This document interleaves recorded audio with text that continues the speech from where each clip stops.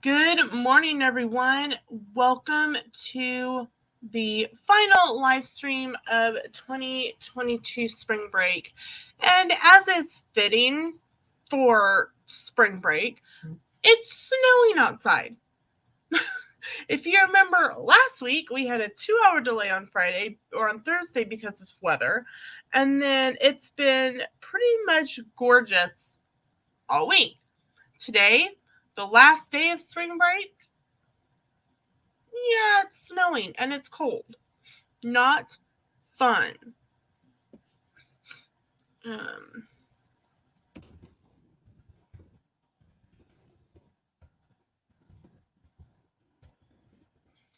So it's just fitting that, spring break's going to end in snow. Sam and I had plans to go to the zoo tomorrow, go have a picnic, all kinds of fun things to, and now it's going to be cold. And I don't like cold.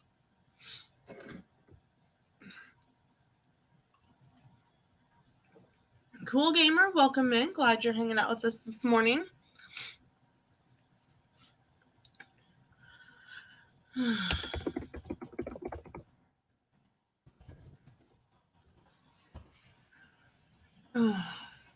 So, I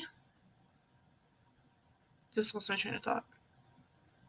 I'm trying one of my new coffees that I got. If you haven't seen my reels on Instagram, I did get my first order from Nespresso yesterday, and I'm really excited. I am trying the cookie crumble with my mint Chobani creamer, and it is really, really good. I'm really happy with it. And it's the first time I'm actually drinking it hot. Normally I've been drinking it over ice this week, hence because it's cold or because it was warm. But today it's not warm. Today it's not cold. Today I'm drinking my coffee warm because it's cold outside. I swear I can talk. I know how to do that. It's just throwing me off a little bit.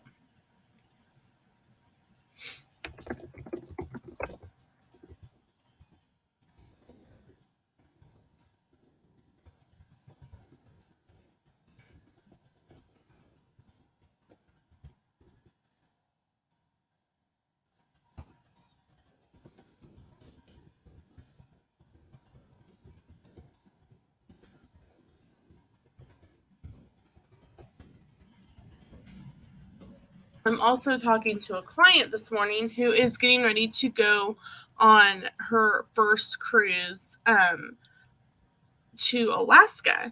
And so she leaves in like a couple months, just around the same time that we do for our cruise. And so she messaged me this morning. She's like, I have some questions for you. So I'm talking to you guys and answering her questions. I think Christy and Sammy will be on with me a little bit later. They're kind of just getting up and getting around this morning, and then they'll be here to end out the week with us.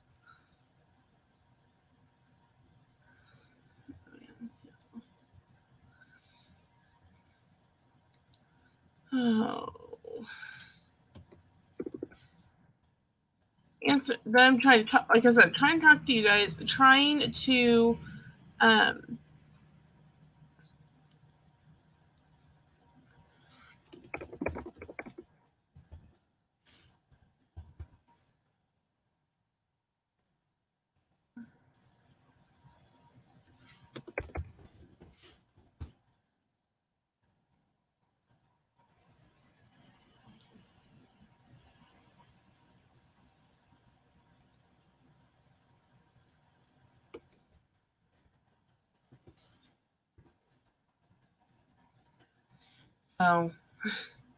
trying to multitask sometimes doesn't work for me so well. So sorry. But for this breakfast this morning, I am having another serving of the egg bites I got from the Sam's Club. They're really good. I also will have some of these no sugar added peaches. They are really good. They did not have I swear I can talk.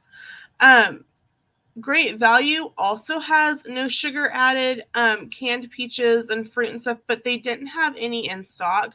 And the Del Monte was actually only like 10 cents more expensive. So I got me a couple cans of those, and I'm going to have that with my egg bites just to kind of bulk up my breakfast this morning so that I stay fuller longer.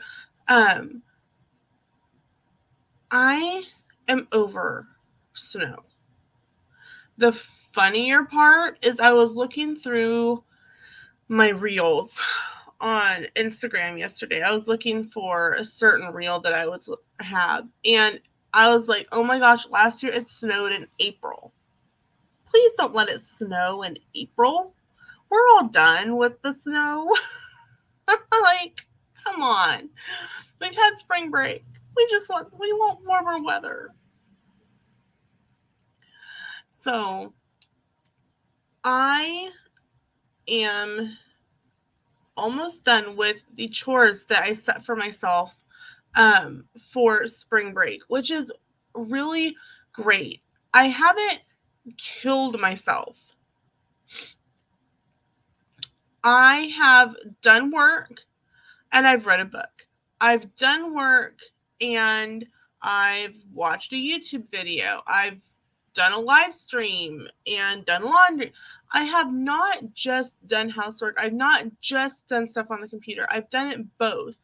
And it's been so great. And seeing the house, kind of just like get its spring clean and get a little bit of an uplift has been great for me personally. I am kind of jotting notes.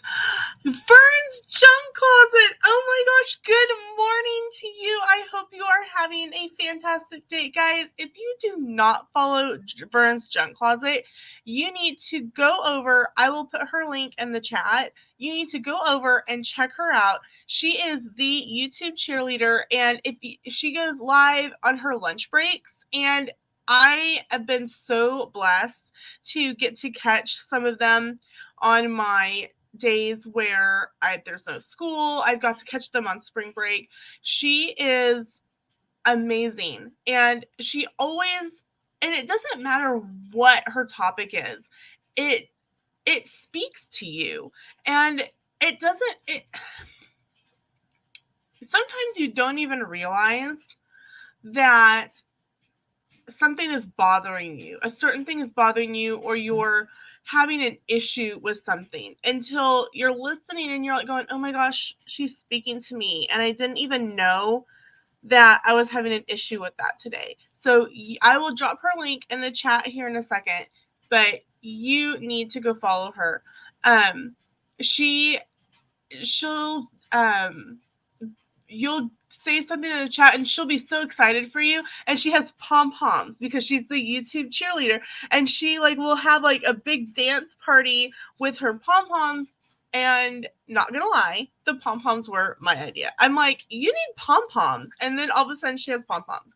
So I absolutely adore her, and she is absolutely amazing. And I am going right now to grab her channel link so I can throw it in the chat.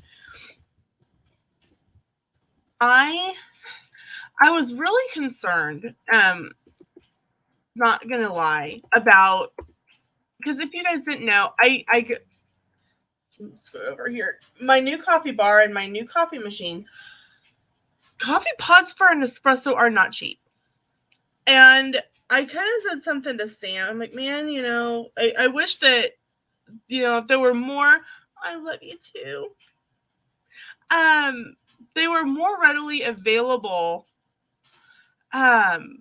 in store, because the only company that sells the pods for my machine, because mine is the newest one, is the Starbucks. But I was going through one of my groups that I'm in, and they're like, check eBay, because sometimes people will get a flavor and not care for it, or they end up deciding that they don't want the machine and they sell the pods on eBay. And so I actually ended up winning Some pause. Good morning, Nicole, Irresistible Magic, and good morning to Sammy from Just Sammy Things. Hi. She is 8 away from 1K now. She gained 1 yesterday. I saw that. Yay! So, guys, go and check her out. She is listed under featured channels on my channel links. So go check her out and let's get her to 1K by the end of the month. She works so hard on her channel most of the time. I love you. Did you see my face? Hey, Fred! And she has a ghost in her house named Fred. Yeah. Now I have to work with him every day. God damn it. Sammy! What? Language! Is that a bad word? Yes! Okay, Mom. Sorry. Grief. Yesterday, she did it again. It's bad. She did it yesterday, too. I said a really bad word yesterday. She did. And she went, oh! It was really funny. Like, her expression was like... I felt bad. And Nicole says, woot, go Sammy, loving the dark hair and hope life is treating you well. Thank you, Nicole. I love you so much. I know. If you have not checked out Nicole's channel, she has an amazing channel and she is an amazing artist. And mother. Yes. She does hay bales. And I wish I was as talented as Nicole. Nicole's so talented. Diamond, that diamond art, I think is what it's called. And they are ears. I actually have a pair of her diamond ears. I'll be right back. Sammy, it's all you, girl. Oh, no. Hi. It's me. Am I red? Did I make myself red? I did make myself red. Oopsies. Oopsies. I'm actually going to fix my hair before work today. I am so itchy this morning. Quit itching. It'll make it worse. I don't know why I'm itching. We're not spreading rumors. We're spreading truth. That's right. Okay, so here is a pair of ears I got from Nicole. I think in a Christmas, Nicole, you guys, a Christmas swap we did, right? And this is that diamond art. And it is ears from Nicole too. The Haunted Mansion Funkos or Zoom Zooms. I think they're the Zoom Zooms or whatever they were called. But this is the Hatbox Ghost. And this is Constance, who is the axe-wielding bride in Haunted Mansion. So who is Lena? Huh? AKA named Lena, that's right. Because I saw this hair thing yesterday. I think it was on Facebook. And I was like, oh, I want to try it. Do you see that? I'm all red. You are. What'd you do? I don't know. It wasn't there when you sat down. It was scratchy. Go put some ointment on it. Lena probably has one before me. I actually do not have a Disney trip in the next 2 years. We might go in 2023. Maybe. I would have to go over spring break, remember? Because I can't take off. Yeah. Well, and that's what I need to figure out too, financially and all of that. Great. I really want to go to Disneyland. Disneyland is more expensive. I know, but I have family out in California. Well, that will help. So, I want to go see them, and they have annual passes and stuff, so they can get you a discount, I think, on your tickets. Yeah, probably. And I could what I want to do is I want to drive out there, and I want to go meet Mertz, and then go see my family, and then go to Disney with everybody. And I just dropped Nicole's link in the chat. No, Nicole, Sam and I actually have 1, 2, 3, 4, 5, 6 cruises booked in the next couple of years. I know, she's crazy. I'm jealous. I want to go on a cruise so bad. They're really inexpensive to go on. I know. I that's like my next thing, to try to get Josh to go on a cruise with me. I would say I wish I can get him on a cruise before I can get him to go to Disney. Well, see, and I was going to say, don't do a Disney cruise. Do either Royal or Carnival. Oh, no. Yeah, I don't. Disney cruises are crazy expensive. Yes. But here's the thing. It's not that far from you down to Galveston. I don't know where that is. Texas. Cruise port. Texas is far. It's 15 hours from me. It's closer than driving to... Okay, well, how far is Galveston away from me? If you drive, Galveston is 1,119 miles away. 16 hours and 44 minutes. That's not that far. That's a 2-day drive. Give me a freaking break. It's farther away from me than you. By an hour. Okay, I've driven to San Antonio, Texas before in one day. Well, one go. Oh my God, that was awful. I can't even see how much hair I have. Holy cruises. We want to go on an Alaskan cruise. How is Fitness Friday going? Fitness Friday is going phenomenal. I weighed in yesterday, and I am officially down 27 pounds since we got back from our vacation in January. So I'm really excited. I come across a lot of fitness TikTok videos, and so somebody actually was one of them was a nutritionist, and they're like, "Hey, can you show what 25 pounds looks like?" And she showed this weight in a chair, and I'm like, I was the other night, beginning of spring break, I was like, oh my gosh, I've lost 25 pounds. That's one 25-pound barbell. And it was so heavy. And I was thinking to myself, how was I functioning as a human being with carrying this much weight? It physically hurt me I was holding it like this for Sam to take a picture, and my arms were literally shaking to hold this 25-pound barbell up. And I'm like, how was I functioning how was I functioning at the theme parks? How was I functioning in my day-to-day life carrying this much weight? And now I'm almost at 30 pounds gone. It's my brain. I don't know what it is. I can barely lift a 25 dumbbell.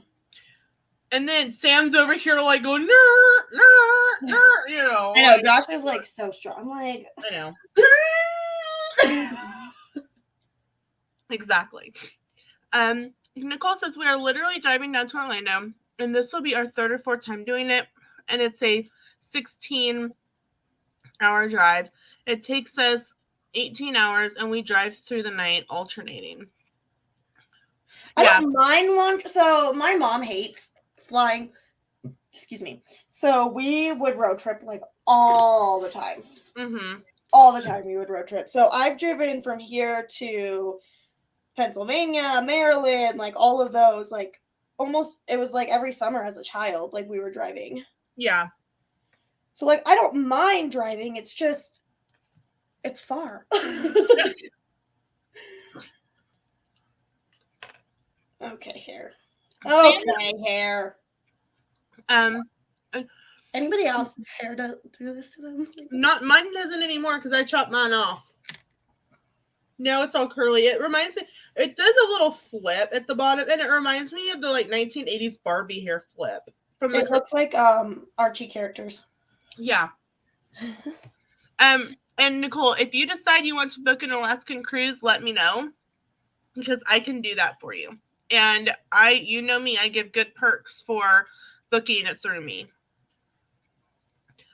And she says, I think it's awesome when you lose weight to then strap on weight belts to put it back on and try to do your workout and realize how far you've come. I've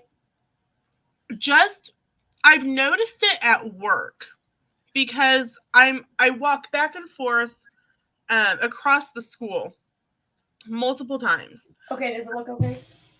Looks good to me. Can you see the little ponies? Kinda. I probably did it wrong. It looks because you've got a little bit of a shadow, so I can see it a little bit because of the shadow. So like I start out in the morning, and going back and forth, and I remember at the beginning of the school year, like I think, okay, I need to get up and do this, and I almost had to talk myself into getting up to go do something.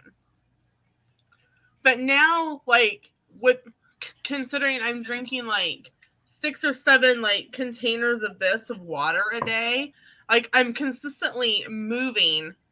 One, I have to go to the bathroom 5,000 times a day. I think for me, it's one of the perks of working with the older kids that I can literally just walk around and check on the kids that I work with, run to the bathroom, and come back and know 9 times out of 10 they're going to be doing what I expected that or what I need them to be doing. I'm not having to hold their hand like you are in younger grades.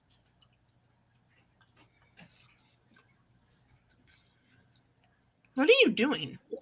I want to see what it looks like. Oh, I'm like, it took me a minute to realize that was your phone. I'm like, what are you doing? It looks okay. It looks okay. I think it looks fine. But we are 104 days away from heading to Texas for our cruise. It'll be our first I need to Carnival. go grab water. Speaking of water. Okay. I shall return. Okay. Stop snowing and it's going to be sunny and 54. It's so cold here. It's kind of bookending spring break that the beginning was snowy and the end is snowy. I don't like it. I'm over snow. I want sunny and 75 all summer. Just a light 75 with a nice little breeze. That way, when I'm done with my housework, I can go sit outside and read a book. Not too hot that I have to have air conditioner on, and not too cold that I can only sit out there for a little bit of time. 75. Perfect weather. I'm wishing for a lot. I know. But if you have a Sam's membership, I highly recommend these. They're Two Brothers Breakfast Bites, and they taste exactly like the ones from Starbucks. You pop them in the microwave. It says for 90 seconds, but I always do 90 seconds with an additional 15 just to make sure that they're all cooked, like warmed up all the way through because they're already pre-cooked. I get a new faucet today. Huh? I got a new faucet today in my kitchen. You do? Yes. What's wrong with your old faucet? One of the little things underneath, like the little like rubber band thingies that make it not leak, broke. And I was talking to the maintenance people because they had to come because my garbage disposal got jammed. And they were like, "Oh, you have an old faucet anyway, so we'll just come and replace it." Well, that's good. Yeah.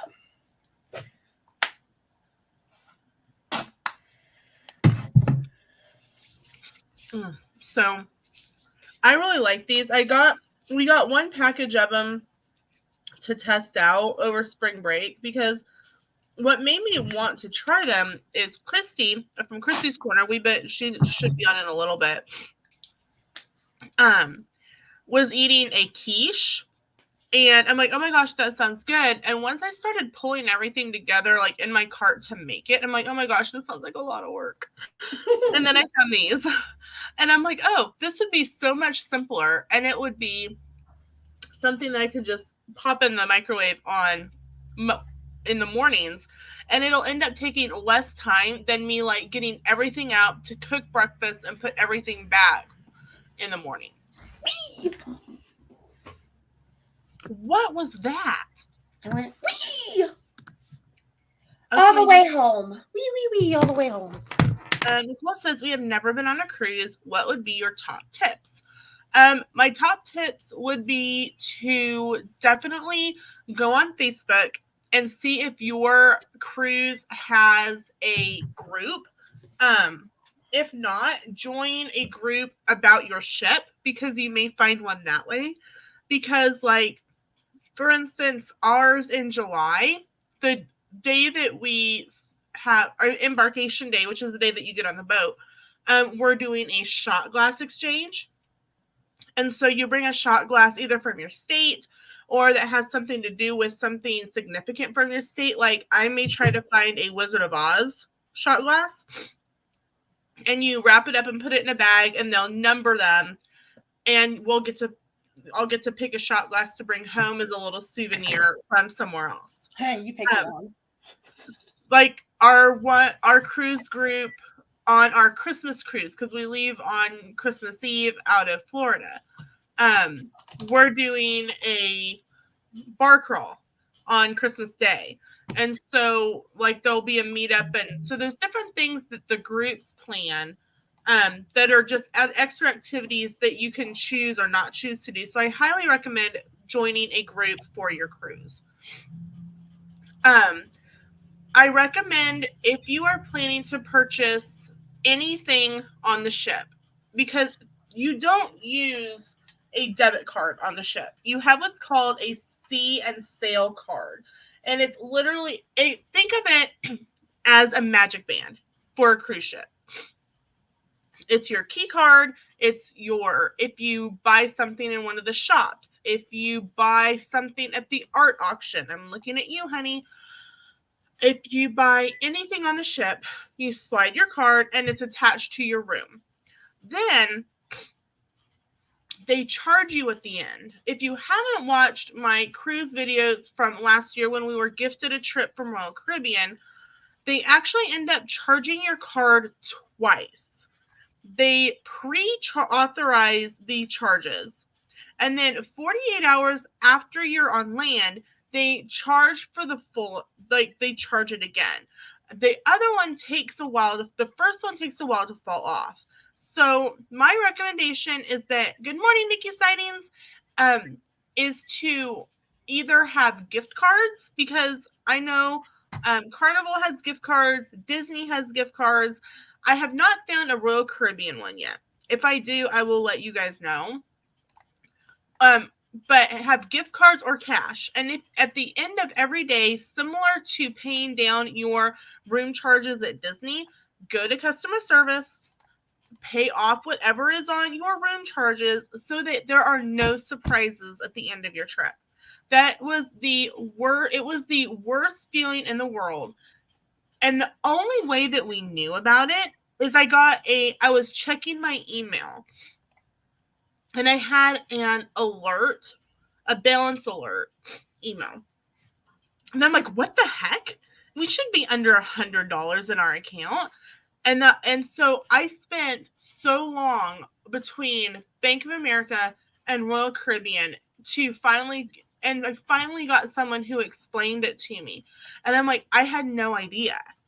And so I don't want anyone to go through what we went through on the way home. We had plans to stay the night, mid-trip again. We ended up, Lena, I have a call at 8:30 my time. Okay. It's only for an hour, so if you're still on after, I can hop back in. But just so you know. We had plans to stop, halfway through. We ended up, and Mom and Dad are like, we will, because I had my PayPal debit card with me. They're like, we'll send you extra money to stay the night, Sam and I are like, no, we'll just drive through. We did it a few years ago. When we drove to Disney the first time, we really should have just went with and said, okay, Mom, we'll go ahead and do that. We didn't. Sam was stressed because he was like, oh my gosh, Lena's stressed and Lena's going to have a seizure sitting in the car and, whatnot. So 100%, if you take gift cards or cash to pay on your sea and sail account. With Disney Cruise, all of your soda, juice, water, coffee, regular coffee, not like specialty coffee, but regular coffee is free.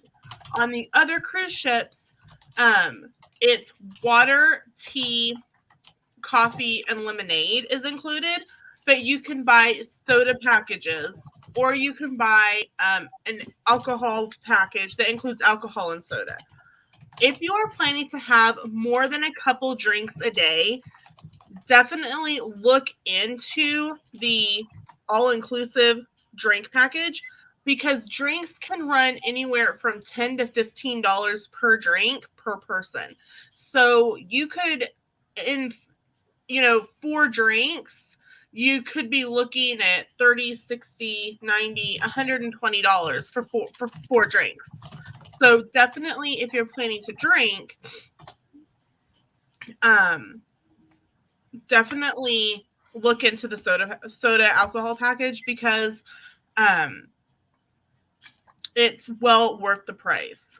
Nicole says, we usually put it on a credit card and pay it. See, that's fine. With a credit card, because I asked, a credit card works different. A credit card, it's 1 pending charge, not 2. We got 2 because we were using a debit card. We don't have credit cards. We pay for everything in cash. So that would be a little different. Yeah, gotta get the points. Yes, it was quite a surprise. And yes, Sean, it was completely awful. But we have learned and we know better going forward. There are a ton of free things to do on the ship. And one of them is an art auction. And this is real art that a company is on the boat and they have auctions. I highly recommend going, even if you just stop by and stay for like a few minutes and see what they have that day, because each day is going to be different art pieces. They give away free 8x10 art pieces, and they're in envelopes. They'll just hand you one, and they are great souvenirs. And one of them that we got last year was an iris print, and it was so pretty.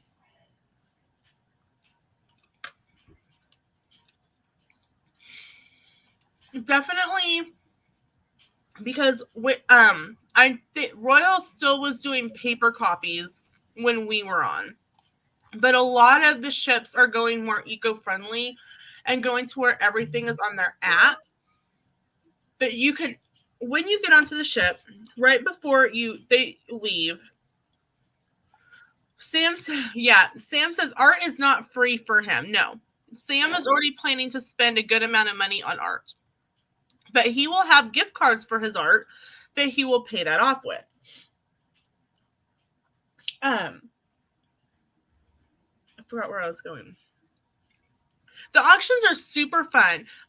They typically, if you are over 21, will serve free champagne as well, and they usually will have some sort of hors d'oeuvre during the art auction, so you can feel really fancy and sophisticated by going to the art auctions. Good morning. Hey, sorry, I forgot and just saw your message on Instagram. Okay. So when you get onto the boat, one of the things you need to remember is to turn your phone into airplane mode before you leave. I'm making sightings. Oh, not me, to Sam. Nicole says, I love art auctions. It's a good chunk of my commissions. I bet. So, and I totally forgot I was going again. Oh yeah, the apps. Before you can be on the boat for 3 to 4 hours before you actually leave.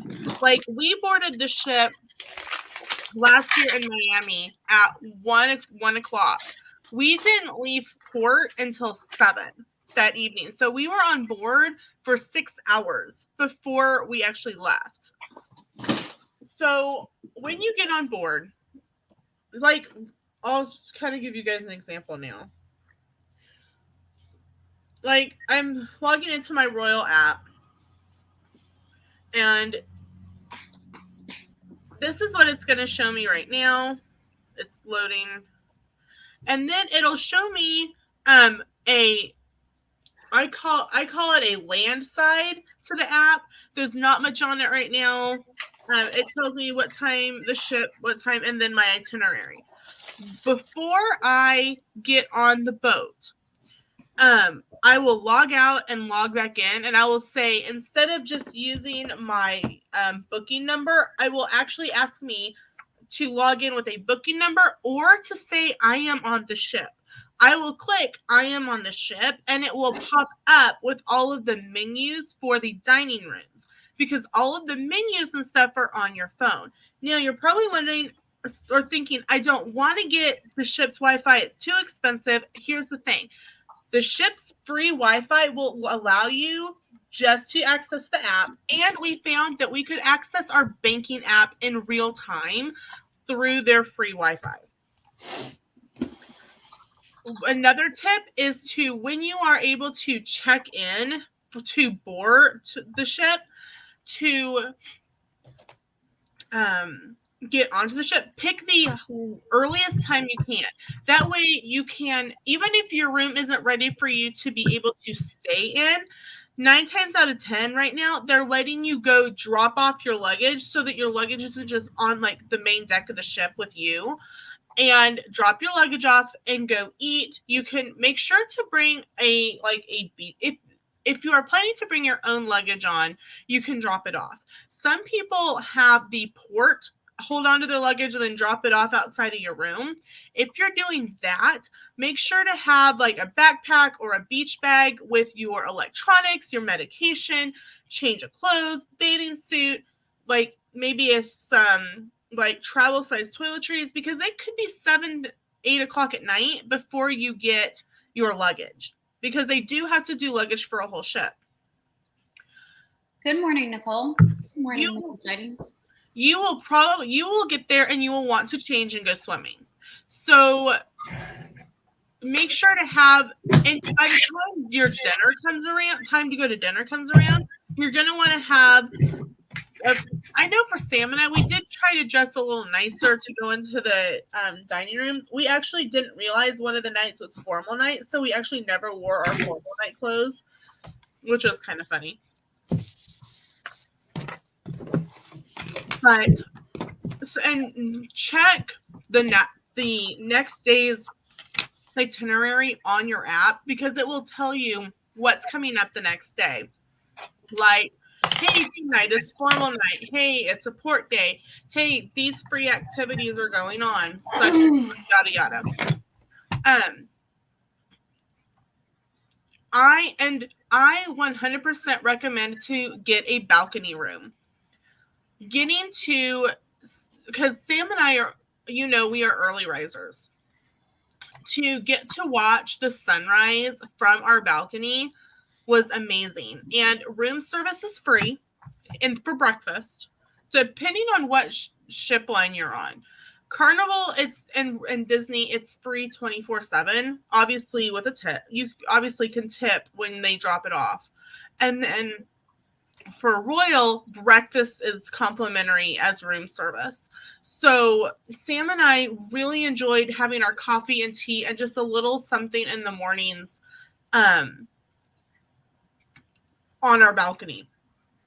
It was phenomenal to sit there, but just watch out for seagulls. Never leave your food unattended, because the seagulls will come and steal it.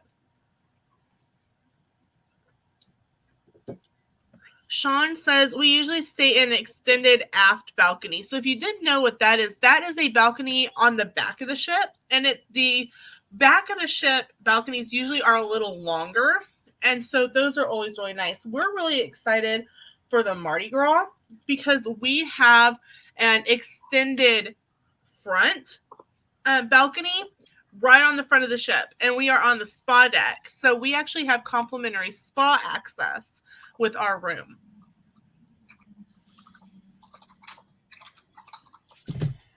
And Nicole, if you have any other questions about tips, let me know and I'd be happy to answer them. I might have a tips video in my cruise stuff from last year. Let me look. I don't remember.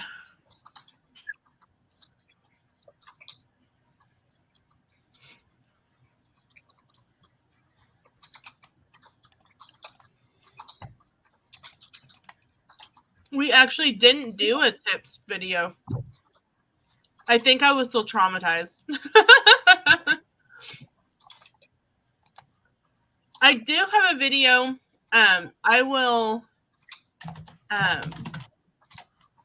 put a link to it in the chat. Things that we got for free on the cruise. If you have never been on a cruise, I highly recommend getting off, because you do not have to have a passport to go on a closed loop cruise. A closed loop cruise is where you start and end at the same port. I highly recommend exploring the area right outside of the cruise ship on your own the first time you go, because a lot of the little shops have free things to entice you to come in to the store. Like all of the jewelry shops either had a free piece of jewelry or buy something. It was like a $5 set of earrings, get the matching charm for your necklace for $5.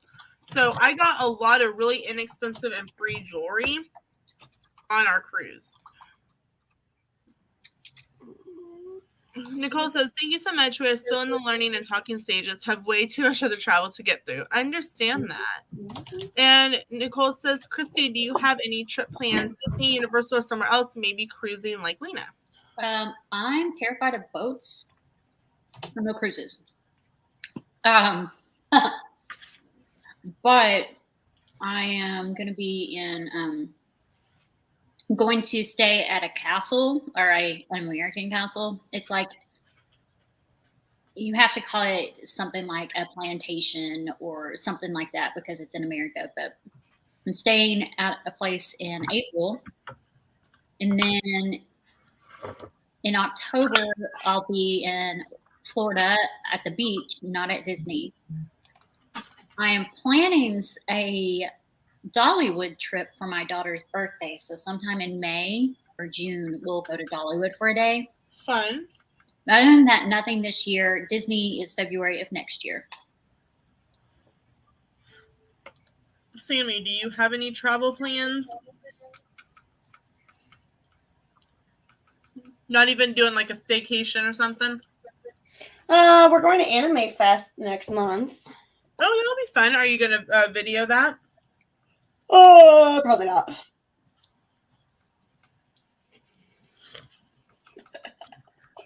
Sean says we were on the front balcony, if I remember correctly, on the Carnival Sunshine. I am really excited.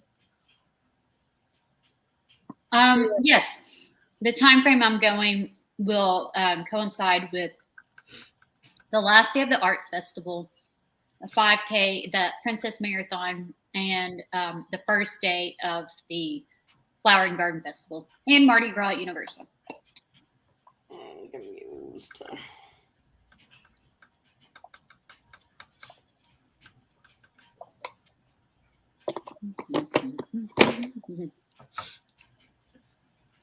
I will live vicariously through Christy for Festival of the Arts. Arts. I like Festival of the Arts. I have a feeling I'm going to spend way too much money because if you look behind me, I have Festival of the Arts stuff. Ugh, I want to go to Festival of the Arts so bad. Nicole says, I want so badly to go to the festival and desperately want to do the Dopey Challenge one day. Kudos to you, Nicole. Like, I did the 5K and I thought I was going to die. However, I'm wondering now, 25 pounds lighter, how much easier it would be. A lot. It's a lot easier when you drop weight. And if anyone is wondering, yes, I'm eating my peaches straight out of the can. I didn't feel like going to get a bowl. Don't eat Peaches. She's so cute. Peaches for, what's that song? Peaches for me, peaches for you. Do you guys know what song I'm talking about? Am I showing my age right now? Well, you're not that much older than I am, so I'm trying to think. Hold on, I'll look it up.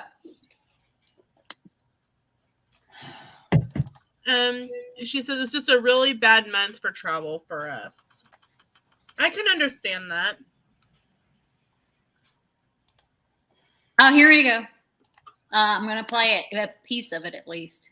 Okay. That's a commercial. Wonderful.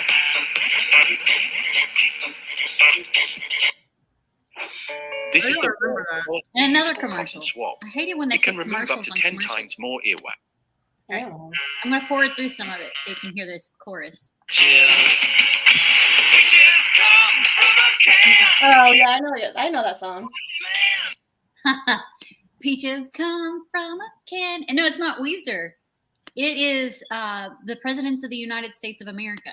I'm trying to figure out what she's meaning by Weezer. Weezer's a band. Artist. Oh. It's so funny because I was like, how does Lena not know Teenagers Scare the Living Beep Out of Me?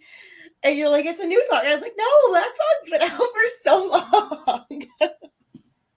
I'm old. Yeah, but that song came out like during your teenage years. Do you want to know what I And you're listened to also, during my like, teenage super years? church, so like the Do you word, want to know what I listened to during my teenage years? oh God, I love you so. Peaches come from a can. Okay, up until I was in 6th grade, I had an 8-track player. I never had that. I had to I had one of those. I had to prove I could take care of that before I could have a CD player. So I listened to things like Elvis Presley and the Beach Boys and Conway Twitty and Roy Orbison up until I was 6th grade and got to pick my own stuff.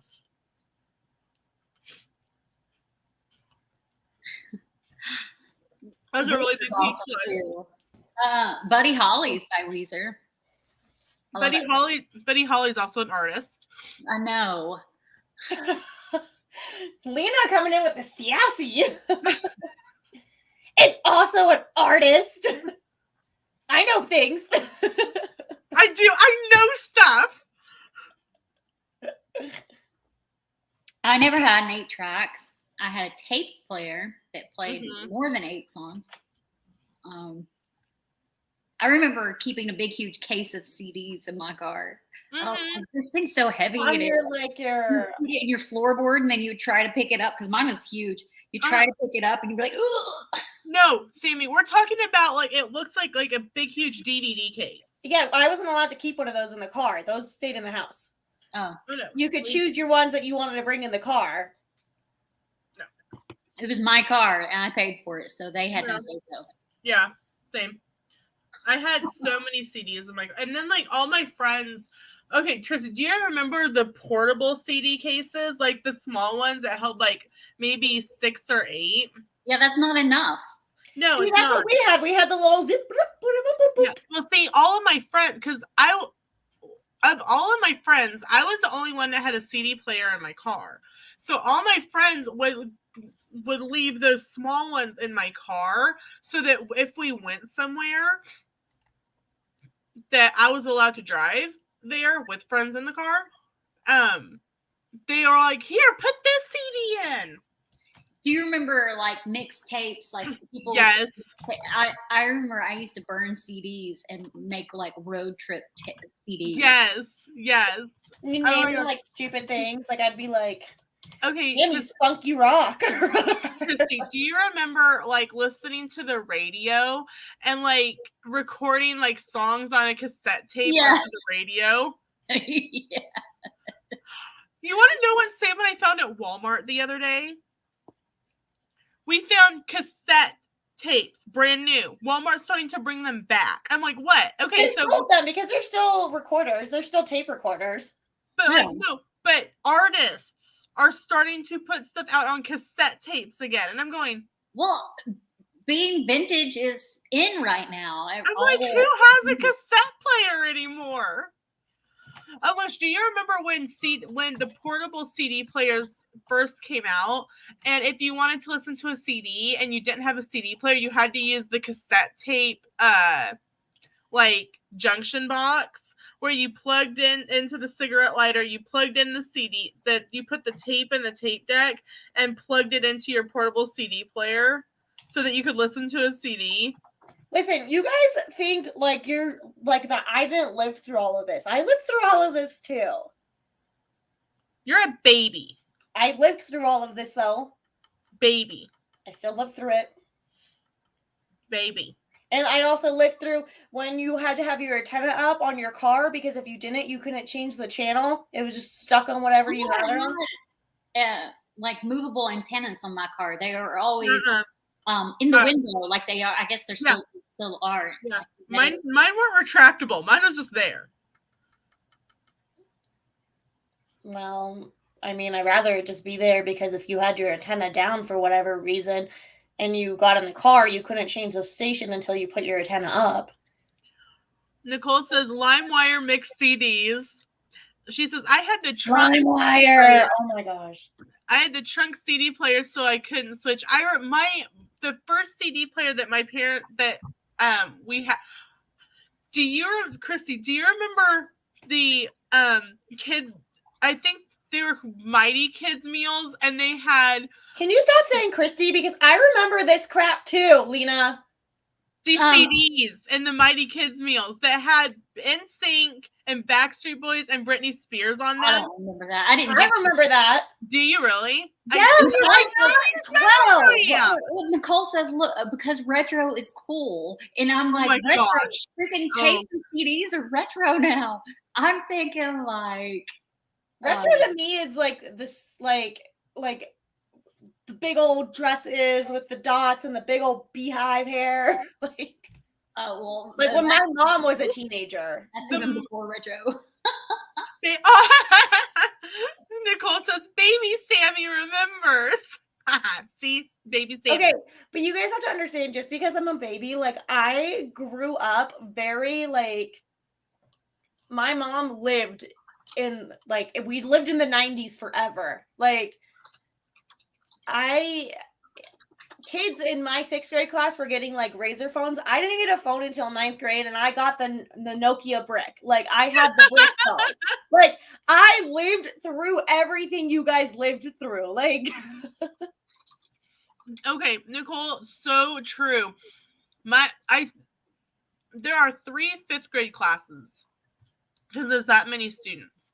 I swear a third of the boys all have mullets. And I'm like, at the beginning of the year, they're walking in and I'm going,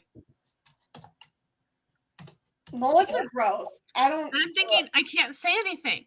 And then they'll be like, they're like, what do you think of my hair, Mrs. Hall? Awful. That's what I was saying. Do you like your hair?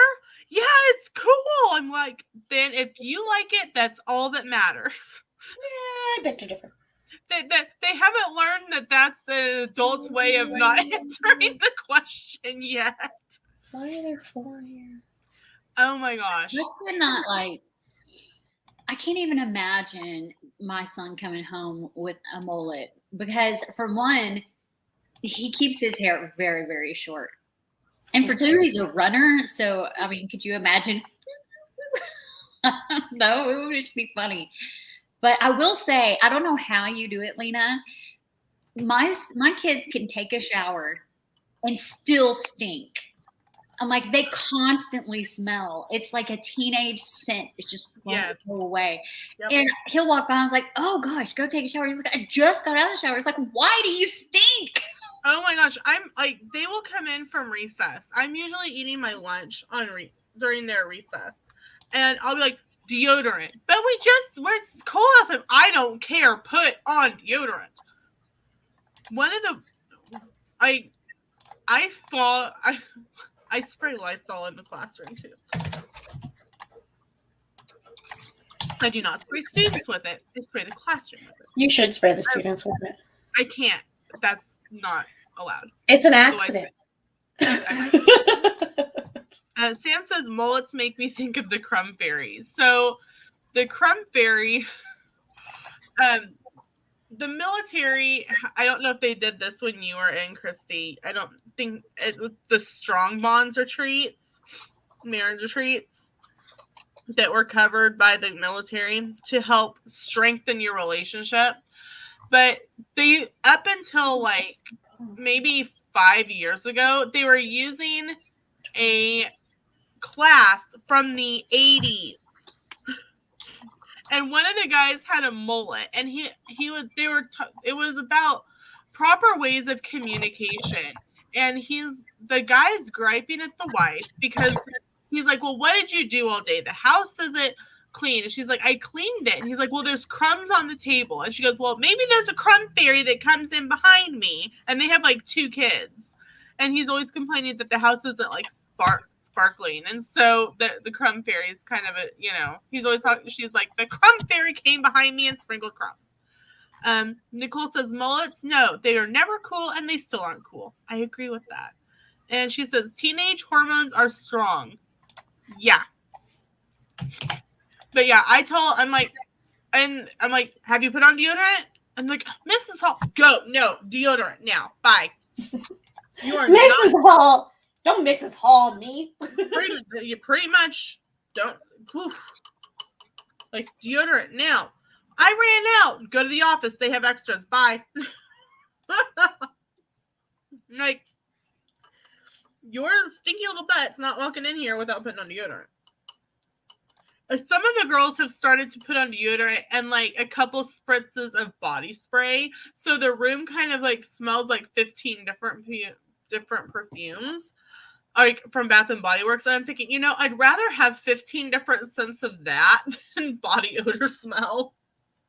It's so funny too because he so my husband buys colognes that he likes, and after a while he'll be like, oh, I want a new scent. This one's not empty, so he'll give it to my son.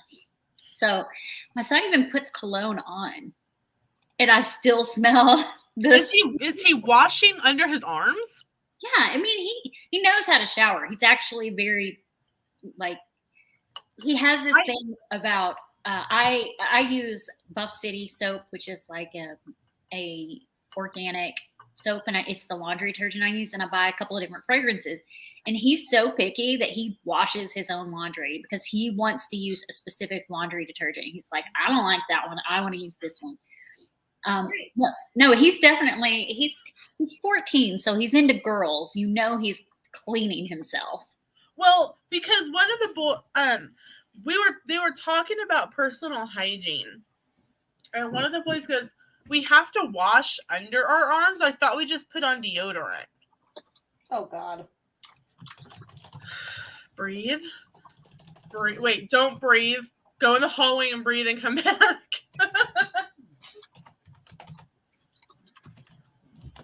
I'm like, okay. How do we explain to you that you must wash yourself? So, but yeah, they must put on deodorant before coming back in after recess. But yes, teenage hormones are very strong.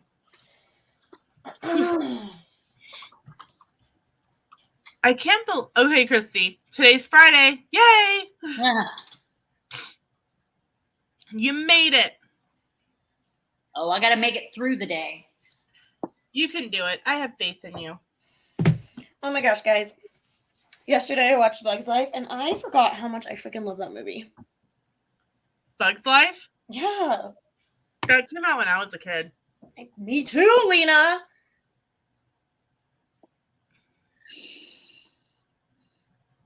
You're younger than I am. Okay, but I'm also not 12. You're 10. I'm gonna be 28. Okay, for some reason I thought you were 22. No. Oh no, I'm getting so old. I know, right? But everybody thinks I'm like a baby. I'm literally almost 28. So, okay. My sister can totally relate. My sister's younger than you, but not by much. I think she's 20. Let me do the math real quick. Sorry. I don't know how I could forget how awesome Bug's Life is. Like, I know I loved it. Like, I know it's great, but I just haven't watched it in so long, and I was like, oh my gosh.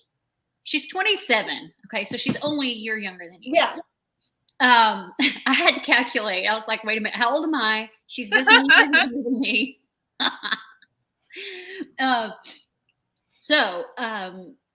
With her being 27, she literally looks like she's 12 years old.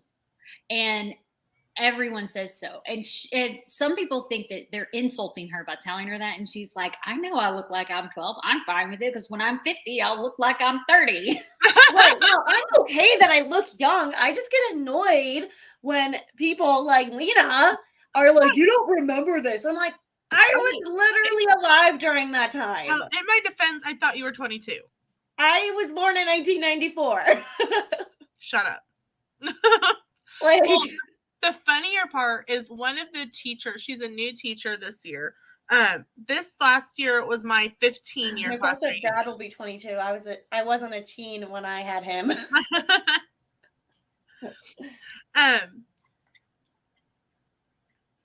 So my 15-year class reunion was this past September. Her 5-year class reunion was this past year, and she said something about, yeah, I'm so old. We're having our 5-year class reunion. I went, no. This is my 10 year. We're at our 10 year this year. Like, I've been out of high school for 10 years, okay? Like, don't even start. And then, going through, I'm actually older than the teacher. I'm actually older than the SPED resource teacher. She's only 29. So I'm older than her. And I'm older than the classroom teacher that I'm a parent in his room. Because he turned like 27 or 28 this last week. I'm younger than the person I manage.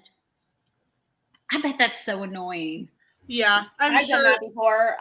Because I'm young, obviously. I'm such a baby. I have managed people older than me a lot in my life. I never really thought it because I've never had anyone younger than me manage me, but that's gotta be so annoying. Because you're, as the older person, you're like, I'm more knowledgeable. Maybe not about what they're being managed on, but worldly, they're more knowledgeable. Because it's respect your elders. Your elders know best, like this and that. So like when people are trained to think that way, it makes it uncomfortable when it's not that. Like, you could be older than me, but you can be dumb as rocks and not know how to manage people. Well, so I have had an instance. So I had, the company I was with before the company I'm with now, which was quite a long time ago. I had been with that company for 2 years and knew the position forwards and backwards. And our supervisor left. And I wanted to apply for the supervisor position, but my manager didn't want me to. Instead, he brought his mistress in as the supervisor. Nice. Yep. She knew nothing about anything that we did. She was not an office person. She was someone that used to work on the machines that our company provided and would go out to locations and fix machines. So she was not even an office type person. And she comes in as the supervisor. And at that point, I would say that feeling I had was probably the closest to someone younger than me being a leader, because I was like, you don't know what the heck you're doing. I had to train her on everything. I had to teach her how to be a supervisor so she could supervise me. And she did a shitty job, and I left the company. Nicole says, but at the same time, I think the younger generation is more knowledgeable with computer tech. That's really true. Like, my phone was doing something wonky, and I was trying, they were working on a project, and one of the kids came over to ask me a question, and I was looking at, they're like, what's wrong? What are you doing? I go, my phone's doing something weird. And they go, so I'm like, all right, I'm handing my phone to a 5th grader. They poked 2 buttons and it was like done. And I'm like, thank you. But like, they're like, can you show me how to screenshot on my Chromebook? Have no idea. I don't know how to work a Chromebook. Windows S. Oh. It makes you screenshot. There we go. I had no idea. Or you can go into the window thing and look up snipping tool. One of the other kids goes, I know how, Mrs. Hall, and like did it. And I was like, oh, well, thanks.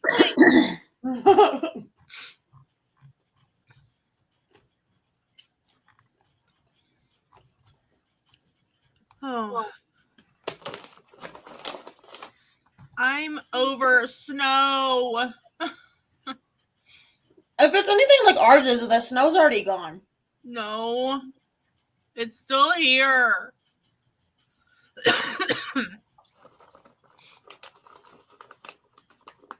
Like, we have it in some spots, like, where that doesn't get sun a lot, but...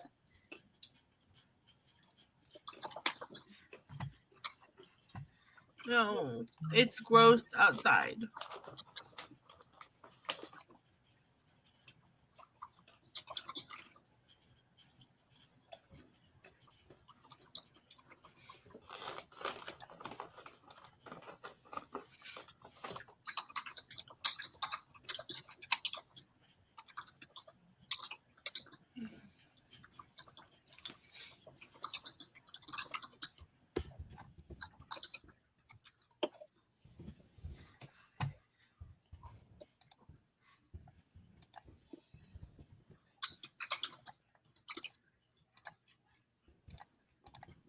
I don't even know how to pronounce these names.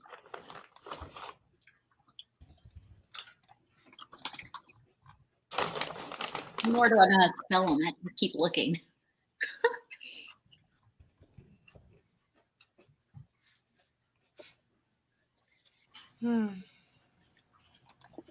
Nicole wants to know if anyone has any fun weekend plans. Working out? She said fun weekend plans. Oh. Well, I'm all out of ideas. We had plans to go to the zoo tomorrow, but it's still supposed to be in the 50s and kind of windy. So we're going to have to kind of play that by ear and see. Because we were going to go to the zoo and have a picnic in the park, but not sure now. I'll look. We put everything on a calendar. Oh, it's completely blank. There's nothing this weekend. Whoa. Which is weird. Normally we have like track or something. Or maybe we do and I just don't have it in there. Who knows? I know we don't have Girl Scouts again until April.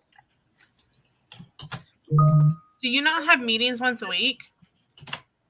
We have them every other week, and they canceled last week because 6 girls were sick. See, when we had Girl Scouts, we had meetings weekly. No, we did 2 hours every other week instead of 1 hour every week. 2 hours every week. Oh, not us. So, we were at Applebee's a couple weeks ago, and our server kept looking at me funny, and she goes, I'm sorry, but did you used to lead a Girl Scout troop in Marion? And I'm like, yeah. She's like, I was in your Girl Scout troop. No. Oh my God, I'm old. And she goes, I go, yeah. I'm like, what? We were talking about it and whatnot, and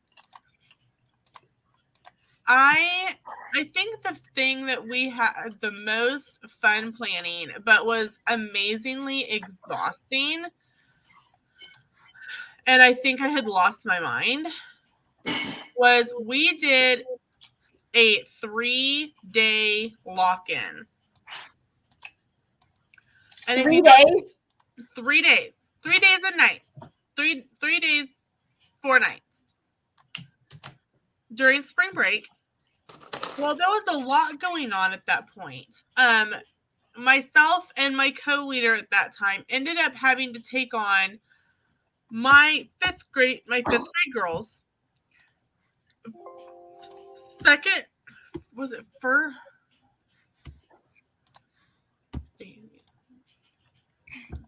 second and first grade Daisy. Because the Daisy leader, who was my co-leader's co-leader, her daughter was diagnosed with a really severe rare form of brain cancer. So we ended up with 2 troops to deal. I ended up with another troop, and we were like, "How can we?" It was hard to have meetings because you have to have 2 adults for a troop meeting. It's a legality thing. And we were going, how do we have troop meetings to get anything accomplished? You know, there's a big difference in what 5th graders need to do to earn a patch and what 1st graders need to do to earn a patch. So I stupidly said, hey, why don't we do a lock-in for a few days over spring break? Parents won't have to pay for childcare. We'll just, put a cost for the lock-in for food. I think I had lost my mind at that point. So we had it at the church where the Girl Scout, where we were having our troop meetings, and we had run of the whole church. And what we did is we went through the Daisy book for patches and the 5th grade book for patches and went, okay, these 2 line up. These 2 line up. These 2 line up. And what we did was we divided the tables. Like, we're like, okay, and we sat down with the 5th graders at a separate meeting and said, here are the badges that we're looking at. We think we can earn, I think over the course of 3 days, I think they earned like 10 patches.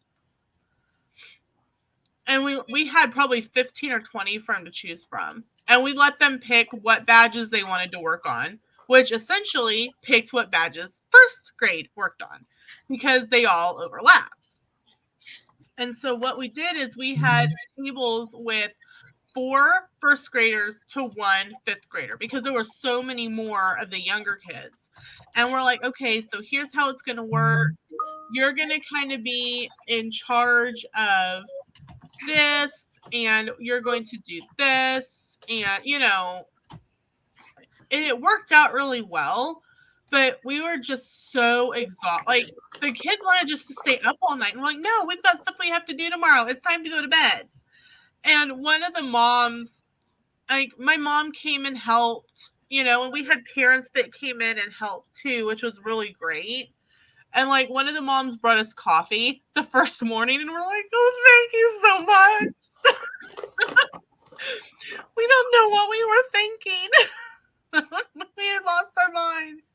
But every time I see it pop up in my basic memories, and the fact that she remembered it and had good memories from it makes me go, okay, hopefully all of them have good memories of that. It may have been so much work and exhausting, but it really was a lot of fun. They watched movies, they earned patches, they baked. The older girls got to bake. We had a Mary Kay consultant come in for the older girls, and she taught them about skincare one night before bed. So they all did a skincare routine before bed. It was a lot of fun. I just don't have time on my plate to be a troop leader again, because literally troop meetings are right after school. So I'm on a bus until 4:30, but I'm hoping that they're going to do Girl Scout camp again over the summer, and maybe I can help out with that, which would be really fun for me to work in like the younger grades at the Daisy Brownies, because they're so much fun at camp. The first year we moved back, and I went, hey, whatever you need, I'll help you camp any way you need. They're like, oh, great, we need a camp director.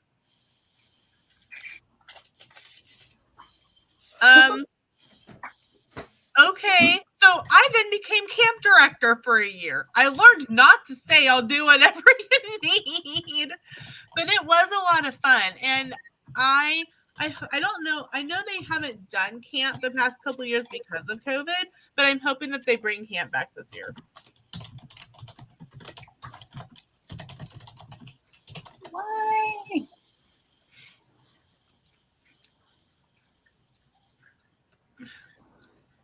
Christy, have you done any 3-day lock-ins yet with your girls? Not with my girls, no. But when I was in Girl Scouts, we did a weekend lock-in, so it was 2 nights at a church. Yep. And we were skating in the gym, and we got in trouble for it because one of our girls had a brain tumor, and they didn't want her to fall and like initiate the onset of death. Oh yeah, let's not do that. But she like is so funny because when she did die, I think she was about 17 or 18 when she did die, and we were probably 11 or 12 during this lock-in. And I read her like article in the newspaper, and one of the things she said before she died, or well, I guess she told her mom that they put in the news thing, was that her most memorable, her favorite moments in life were in Girl Scouts when she got to go roller skating, and her mom freaked out. And I was like, oh, I got to be an experience for her that she remembered for her lifetime. Mm-hmm. I love that. That's awesome. Her name was Crystal. So, like I said, I think I'm gonna get. I don't know who's in charge of the girls. In charge, Mom might know. Mom knows everything.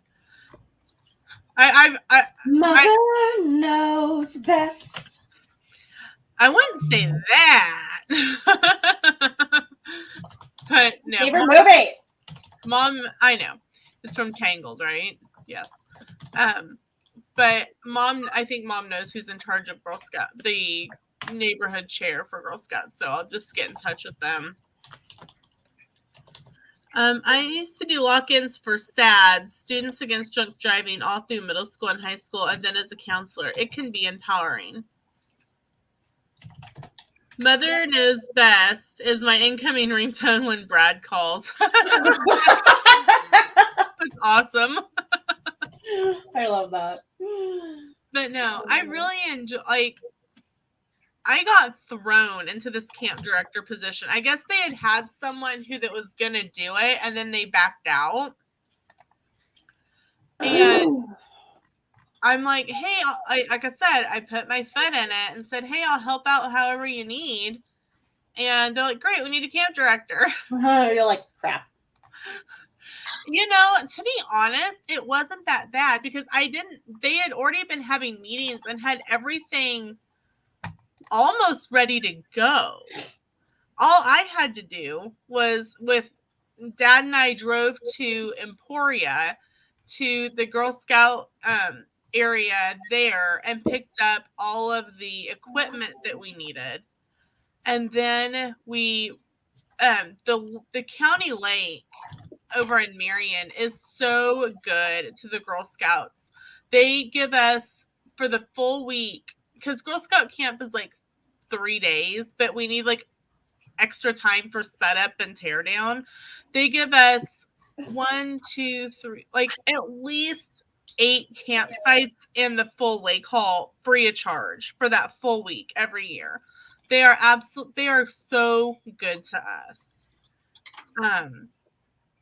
And we have a food buyer that goes to the grocery store with the budget and buys groceries daily and then portions them out into the tubs for the girls,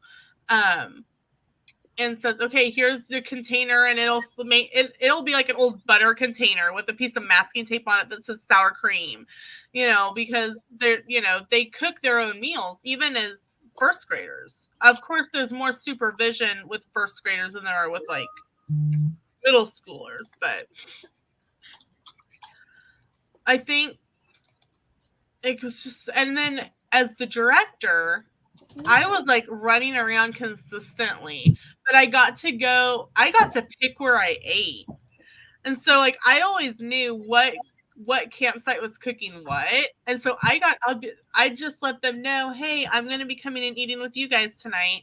So they would know, okay, we have to make X amount because we have one extra adult coming to eat. So it was so much fun. It was a lot of work, and I was really glad when it was over. But it was a lot of fun. You have a meeting in like 10 minutes, Sammy. Mm-hmm. I just happened to look over. I do. Are you going to be on in an hour still? I don't know. Maybe, maybe not. It probably depends on how responsive I'm being. Maybe, maybe not. Don't know yet. Okay, well, I'll just mute and turn my camera off. And then if you leave, you leave. Okay. Are you going to like take yourself down, or do you want me to remove you for... How do I take myself down? Huh? And now you're muted. And now it's just us. Okay. Ah, there we go. Whoa. We're up close and personal. There's Christy. You can see her up close. Yeah. She was like, ah! Oh my gosh. I've got to finish our door decor for our cruise in December. And that way I can finish that video. And get It's funny, I've made door stuff and all sorts of things for our trips, and I've never used any of it except for the little Mickey pockets that I made out of construction paper to put the clips in. Okay, so here's the thing. Question. Yeah. When you go and stay at a Disney resort, not the boat, I know you do at the boat, do you leave tips for the people that come and clean your room? Yes. When we have someone clean our room. The past few years, we have actually, they were offering gift cards the past couple years before the pandemic hit, like an X amount per night if you declined room service. So the past few years, we had been declining it to get the gift card, but we always left a tip on when we were checking out for the person who had to come in and do like that cleaning. So you waited till the end at checkout. Mm-hmm. Okay. Right. Well, if you have someone coming in daily to clean, then yes, you would leave a tip daily to clean for your housekeeper, because it could change every day. So like say you, me, and Sammy all worked at Pop Century. Maybe the first day I cleaned a room. Okay, yeah. The second day you might clean the room, and Sammy might clean their last day, which would be the third day. So if they only left a tip on the third day, you and I wouldn't get it. Sammy would get it for all 3 days. So my last 3 trips, I have not left any tips at all. Okay. In the past, I did, but when we stayed at Pop, you know that story about staying at Pop. Yeah. I didn't leave a tip at all because the entire week was a shit fest. Sorry, I just said that on your internet or your live streams, but it was. So I didn't leave a tip at all. Okay, and that's 10 days we had someone come to our room twice, and they didn't even replenish the towels. So I didn't leave a tip at all. The next trip I went, we stayed at the Grand Floridian for 2 nights, and they had told us they were not going to come to our room because it was only 2 nights and they was still under the whole, thing. So we didn't leave a tip then either, because why leave a tip at checkout when you didn't come assist us at all during the 2 nights we stayed there, Right. I understand that. And then at Universal, the reason I didn't leave a tip is because they didn't come to your room unless you said you needed something when they texted you. Because I really like how they do it. They text you and they're like, hey, do you need anything? Do you need us to come to your room? At the values, they actually, and it may have changed from when you were there last, but we actually had someone come in every day and clean our room at Universal on our trip in December. Well, so when you check in, when I was checking in, they say, do you need someone to come to your room every day? And I was like, no. They're like, well, we offer a text service where we text you. If you need something, we'll bring it to you. And I was like, okay, that's perfect. So that's why I didn't for that one. So I didn't get asked that at check-in. Oh, really? Yeah. They asked me at check-in. And so only twice I asked for something. I asked them for them to come get the towels and replenish with clean, and then I asked them for toilet paper. So I didn't then either. We tip when we realized that because we were under the impression that it was going to be like Disney where there was no housekeeping other than on certain days unless you called for them. So we didn't leave a tip the first day, and then we came back in the afternoon, and she was just going into our room or just coming out of our room. And so we had some cash, and so like, oh, here's your tip. We didn't realize you would be in here today, otherwise we'd have left it. So we made sure to leave a couple dollars every day because we had made they started doing it every day again, at least at Universal. I don't know if Disney's doing it every day yet, but I know Universal is. No. Well, I will play it by because we did like before the pandemic. We would leave tips, and I had like little construction paper Mickey cards, and we'd stick it in. It's cute. We wrote mousekeeping on it. Yeah. So when I go back in February, and I'm there for 11 days, I'll set aside a couple of dollars every day, and I'll play it by ear. Like if they come every day, then yeah, I will. And you can always check at the front desk too and say what, or before you go, check in the MEV group and say, hey, are they going to daily housekeeping again, or how's that working now? Or I will say at Universal, when they did come to the room, even if I said, oh, just replenish the toilet paper, they would clean the whole room. Yeah. Nicole says, we have 15 days, so you're definitely going to need fresh towels and a spruce up. So, like, for us, when we declined housekeeping, it was for them not to clean the rooms, like, was no big deal for us because it's something that we had already kind of been used to already. And all you do is you call housekeeping from your room phone and say, hey, I have trash that needs picked up, or hey, we need some extra towels, or whatever you might need, or hey, we need more shampoo and conditioner. When it was, I had to do that on the boat last year. I was getting ready to take a shower, and I literally stripped down, getting ready to get in the shower, and there was no shampoo in the container on the wall. So I had to literally redress and call and be like, there's no soap in the shower.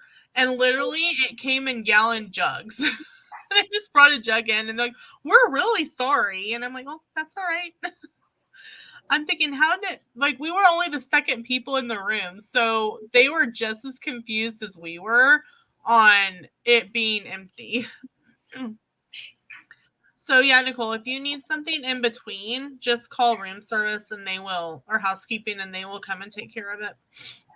If you need more coffee, if you need whatever, they'll come take care of it.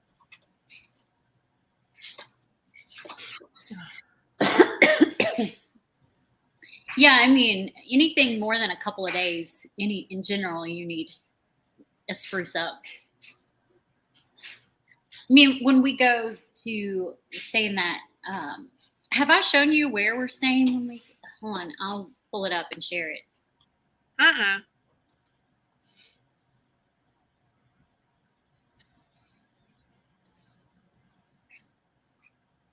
Okay, it's so when we stay at this place, we're only staying one night, so there's no point in giving a tip.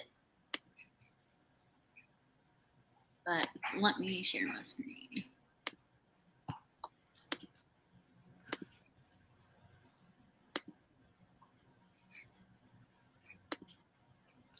Some hotels I know have a tip envelope in the room when you get in there. I know when we go to Branson and we stay at Stone Castle, the room does have a tip envelope that's already in the room, and like you can like leave comments or suggestions like on the envelope. Okay, so we're staying here, and we are staying. I think I picked the wrong website, so let me go back. It's the same thing, but I want to go to their actual website. Here it is.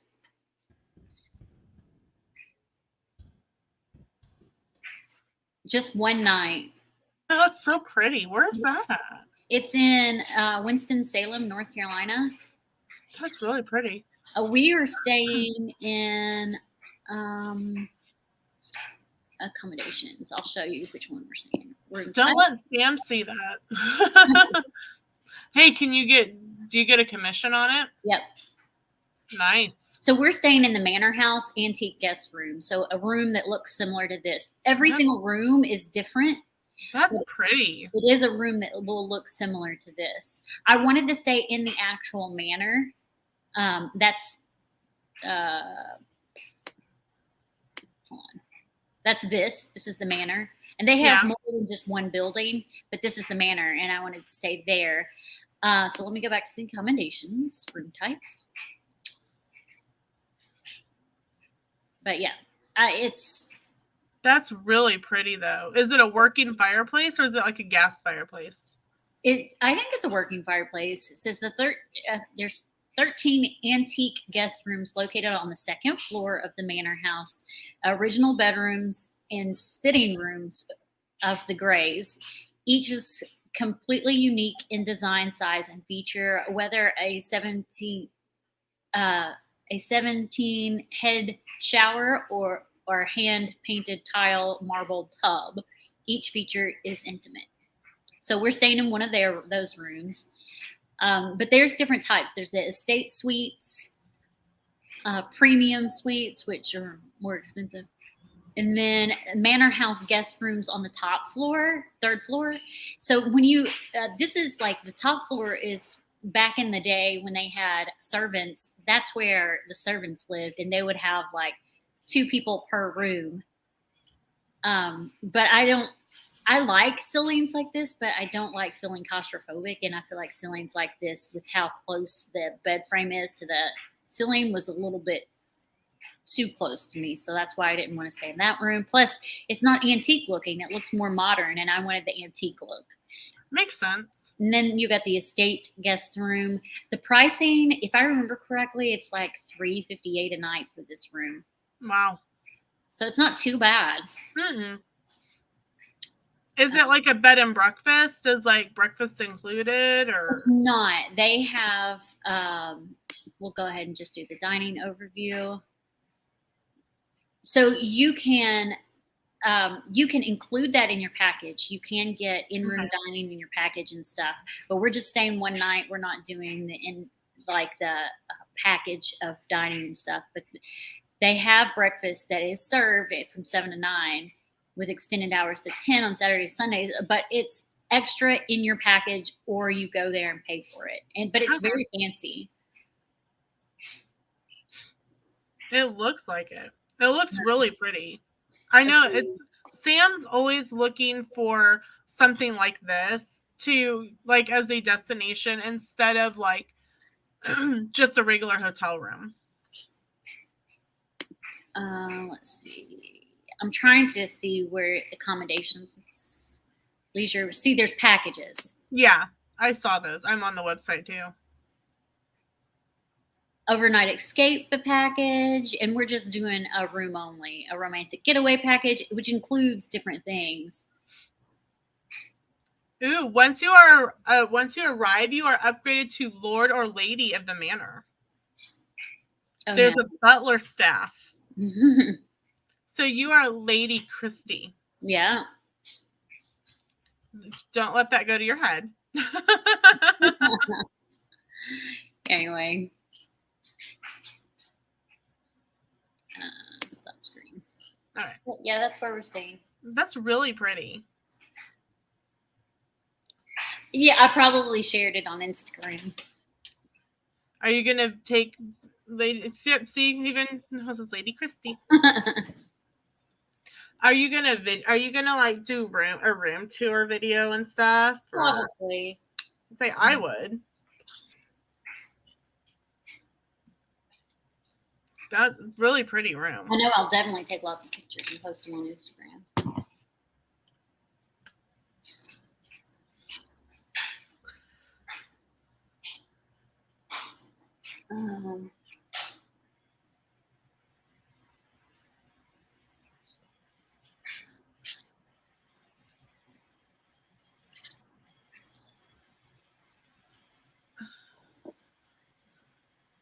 It is finally up in the 30s, but we are now in a weed advisory.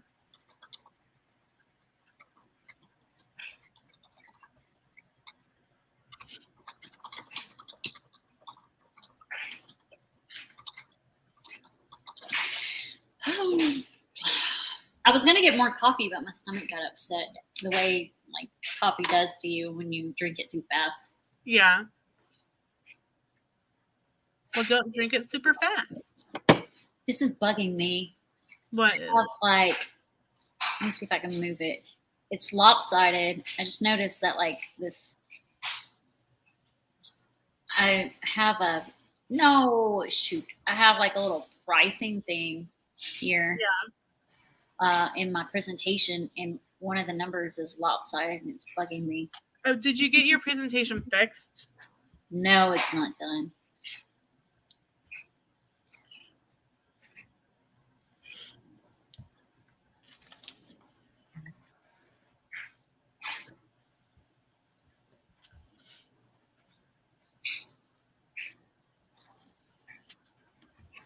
All right, there. Much better.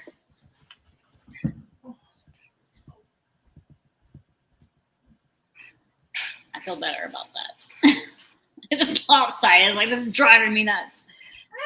Lopsided.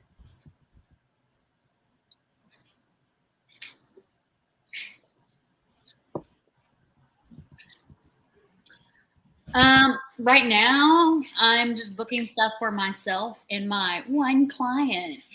Although my cousin, so he's just now going on his trips. He had originally scheduled before the pandemic and had to reschedule them. I think going forward, he will be using me, but I'm not sure.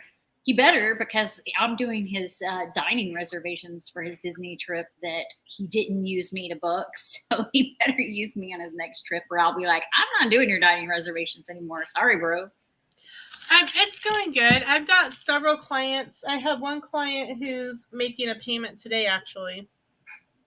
She's going on a Alaska cruise, and so I'm really excited about that. She's, I need to finish getting her, because as someone I work with at school, I need to get her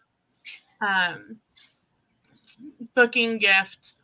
I'll get that to her the beginning of May, because her final payment is in April. So once she makes her final payment, I will get her gift. And I'm getting her a bottle of Barefoot Pink Moscato, because you can take one bottle per person. Okay, so here's the thing, Nicole. You can have as much or as little control over your trip as you want. If you're like, because here's the commission is built into whatever you're paying. So if you're paying for something going to, let's use Disney, for example, it's already built into a Disney trip. You don't pay anything extra. If you don't use a travel agent, Disney gets that extra amount of money. If you use a travel agent, we get that money that's built in as the commission. If you're like, look, I want to book through you, but I want to make all my dining reservations. I want to do all that myself. I'm going to book through you, and I'll use you to make the payments. Fine with me. If you're like, a travel agent is 100% great for someone who has a really hectic schedule and they want someone else to be more hands-on. But if you're like, I just want to be able to help you out, that way you're getting the commission that I'm paying anyway, that works too.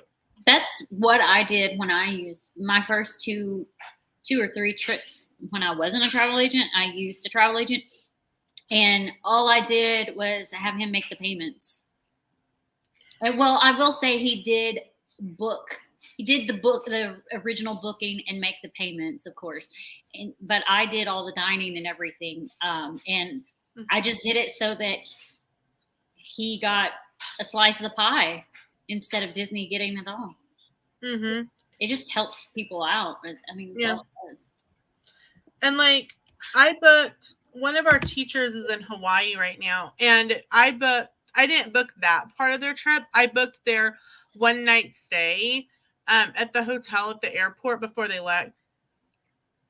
Pretty much. So it's like I'm paying the umbrella company or I'm paying a friend. Pretty much. That's exactly what it is. Either the company's getting to keep all the money, or we make a little bit of, or travel agent makes a little bit.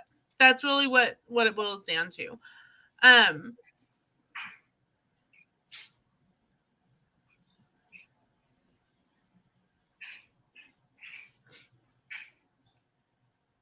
So like the teacher that I helped, like she's like, this is my first flight. I'm not quite sure on packing. So I typed up a quick little like tips for check-in, tips for carry-on, and gave that to her. And she's like, oh my gosh, this is so helpful. Thank you. And Nicole said, we just booked all of our Universal and our Discovery Cove. However, I have far too many friends that are travel agents. How do you choose? I would just rotate it between your friends, or find a travel agent that's not a friend. Yeah. Either way. I mean, if you want to book everything yourself and just give somebody the commission, I would actually use a friend rather than just someone you don't know. Yeah. And just rotate between them. Like, explain to your friend, hey, I have several friends that are travel agents. I'm going to have you book this for me this time. I'll do everything else. Mm-hmm. Give you the commission, but my next trip will be with someone else. I don't want you to get offended. And Right. just explain that to all your friends that are travel agents. Yep. Because no one, unless they're just greedy little scatters, which I know of one that one of my friends used, they're going to be fine with it. Yeah, 100%. I have a friend, and I'm not going to say who the friend is, and I'm not going to say like who the travel agent is, because that would be you guys would figure it out. But I have a friend that did everything themselves, but the booking piece, and gave that commission to her other friend. And then she became a travel agent. She was like, well, I want to transfer it over to me, because you can do that. Mm-hmm. Within a certain time period. And she flat out refused to let it be transferred. She's like, no, that's my commission. She's like, but you didn't do anything. I did everything. Yeah, but that's my commission. No. Mm-hmm. She's one of those scatters. And that's not right. Nicole says, I know a lot of greedy humans. Right? Yeah, unfortunately. But yeah, I would, and what you can do is you can take and like put all your friends' names who are a travel agent in a cup and just draw. And, that way you're not even going, okay, well, who do I use? Just draw it and go, oh, it looks like I'm using Christy this time, and put it into another, like have a used and unused, cup, and just put, draw, look at it, contact them, throw it in the other cup. And then, and if they're judgmental or if they give you a hard time about it, don't use them. Yeah. And that's not being a good friend. Because a true friend will understand. Like, Randy, he is a mod for both Christy and I.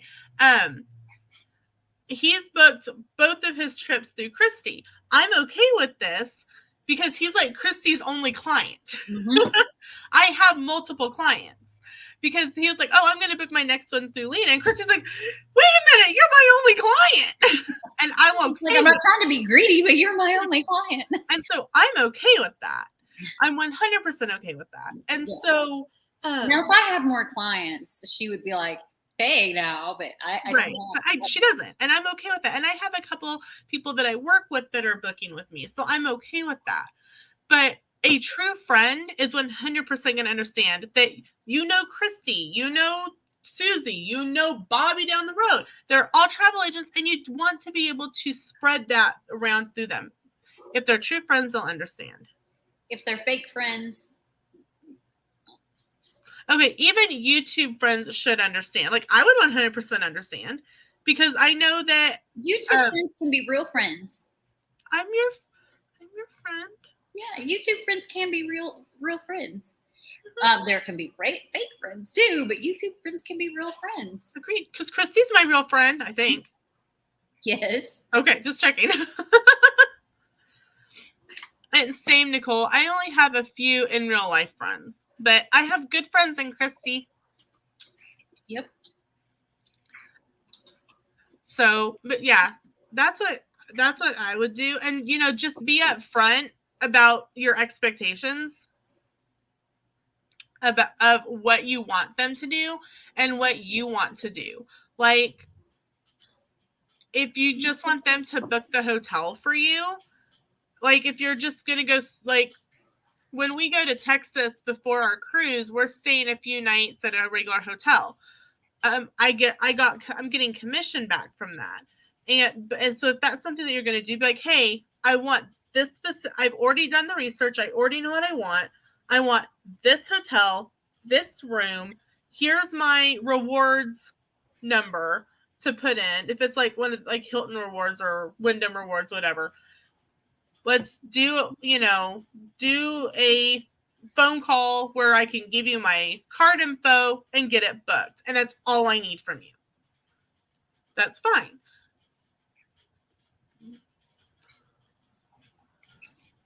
Being part of the YouTube community has mainly taught me that most people are disingenuous. Yep. I can agree with that. You probably know about all of my experience. Like, it was right at the beginning of 2020, right before we went into quarantine. And it was so hard for me. But then I got to know Christy and Sammy more. And, you know, it's been I could probably name a handful of people that I find as genuine people. And that would be Lena, Sammy, Nicole, Heather from the Disney Housewife, Christina from Playdates and Travels, and then, of course, Lindsay. She's not in the YouTube community, but Lindsay from Welcome to the Simple Life. Those 6 people, I feel like I could tell something personal to, and it would not get repeated. Everyone else, I find disingenuous.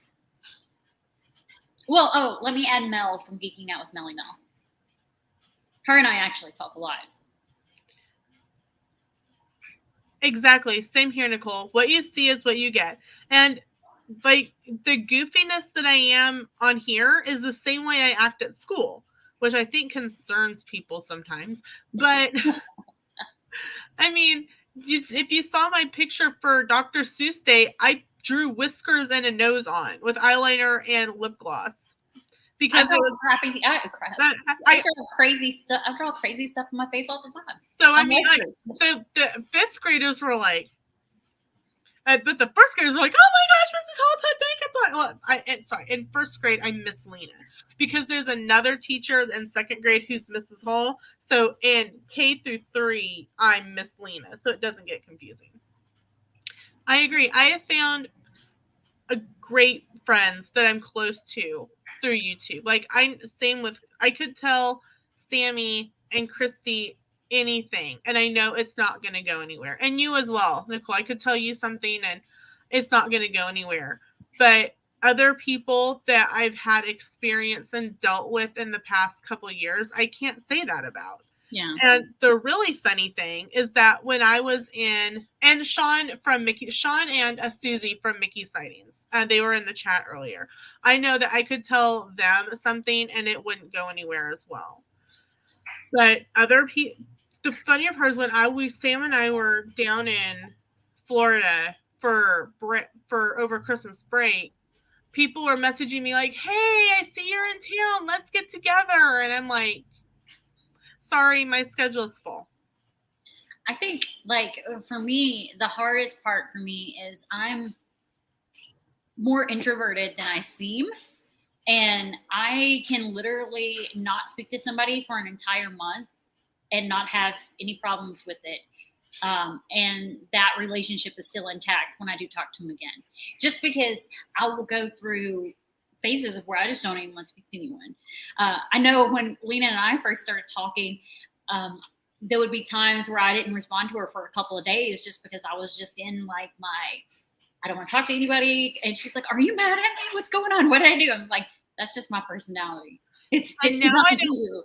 And once I got to know her better, I'm like, no, what's going on? You don't have to tell me what's going on, but you're not going to do this. I'm not talking BS. You're going to say something. I don't care if you recite the alphabet.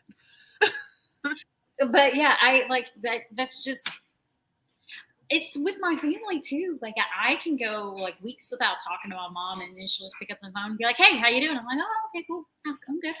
Same with my sister. It's just me. That's just how I am. And that doesn't make me any less of a friend to somebody. And what someone says to me in confidence stays in confidence. Mm-hmm. And it's always been that way. And I have like lost friends that way before, where they think, "Oh, I don't talk to them very often, so I must not be a friend." That's not how it is with me. That's just not. And even Christina knows that. I talk to Christina usually at least once a week.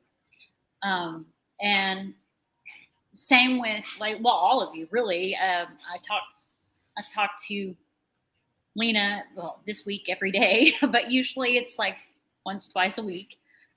I don't have to speak to my friends every day. I just don't have to. That's just not, I've never been that type of person. I've never been where I just need to speak to somebody every day.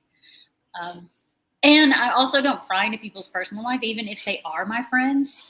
I don't get real personal with them unless they open up to me and tell me what's going on. And then I'll talk to them about it. I just don't ask the questions. I don't feel like it's my place. It's never been my place.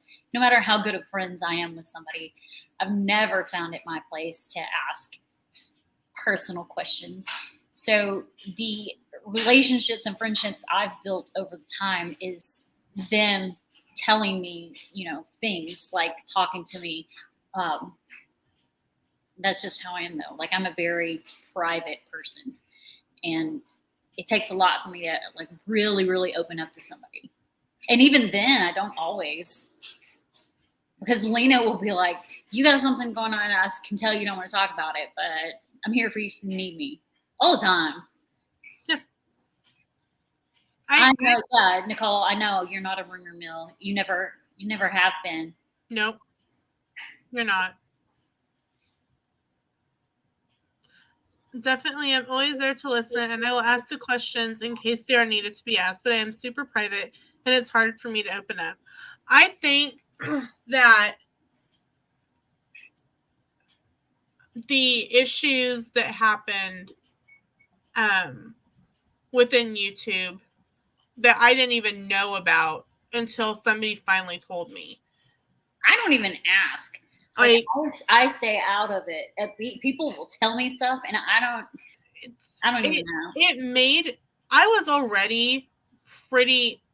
I was already scared to do YouTube in the first place, and because to me it makes you very open and vulnerable, and I'm very quiet and reserved. Like I thought Sam was gonna whack me in the knee or something when we went to the Valentine's murder mystery, and I sat there and I wouldn't talk, and he's like, "You have to talk." I'm like, "I don't want to talk to anybody. I don't know these people." He's like, "You have to talk." So, but it's made it difficult for me to really be, and I've tried to go, okay, those people obviously didn't appreciate who I was. So I almost gave up on my YouTube channel. I did. I almost did it. And then I look back and go, if I had given up, I wouldn't have the friendships that I do have and hold dear, like Christy's and Sammy's and you, Nicole, Mickey sightings. But I also wouldn't have had the opportunity to sail with Royal Caribbean. I wouldn't have had the opportunity to be sponsored for videos from a local restaurant. I wouldn't have gotten to 1,000 subscribers. I would, like, so many things wouldn't have happened if I had just went fine and threw my hands up in the air and decided, well, they wanted to, I thought they were my friends and they weren't, and I'm just going to give up now. Yeah. Yeah, Nicole says, Christy and I have had some real life conversations. Christy and I have had real life conversations too. I think I've cried to her more in the past year and a half than I have to anybody else. Yep, exactly. Yeah. And I've had acquaintance, and now I hate to call them acquaintance because I consider them, I'm friendly with them. I consider them a friend. I don't do real life conversations with those people, but I would still consider them a friend. I've had some of them tell me some things that people have said about me that don't even really know me. We've just been in like some of the same collaborations, and they'll say like these things about me, and I'm like, why are you telling me this? And they'll be like, well, I just want you to watch out for them. I was like, well, I never had them on my friend radar in the first place, but thank you for telling me, because now, I mean, I hate to sound petty, but because I know what they've said about me, I don't even watch their channel anymore, even if we're in the same collaboration.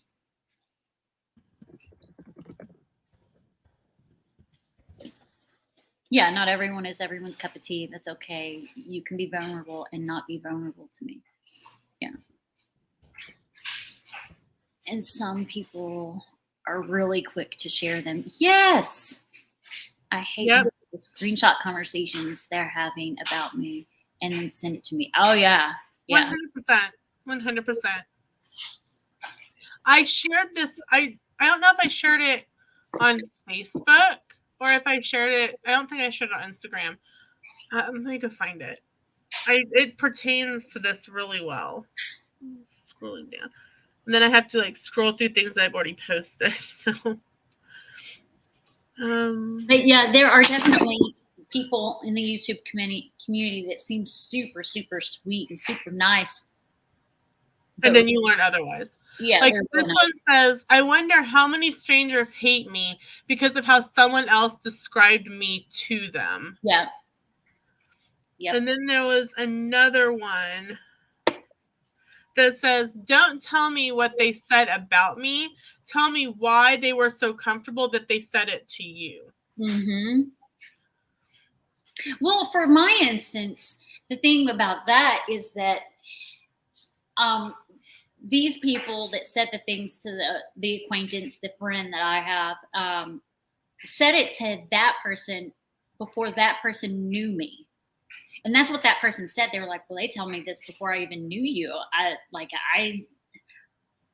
gave you a shot even after they said these things. I was like, well, why were they even talking about me to you if you didn't know me? That's kind of shitty. So, I don't know. Exactly.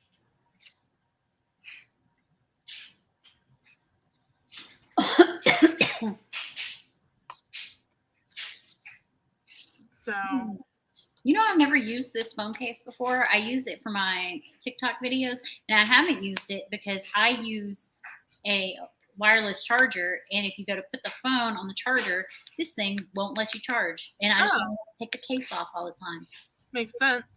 Maybe you can sell it on Macari. Nah. I use it in TikTok videos. Okay. I need a new case though. Look how dirty this one is.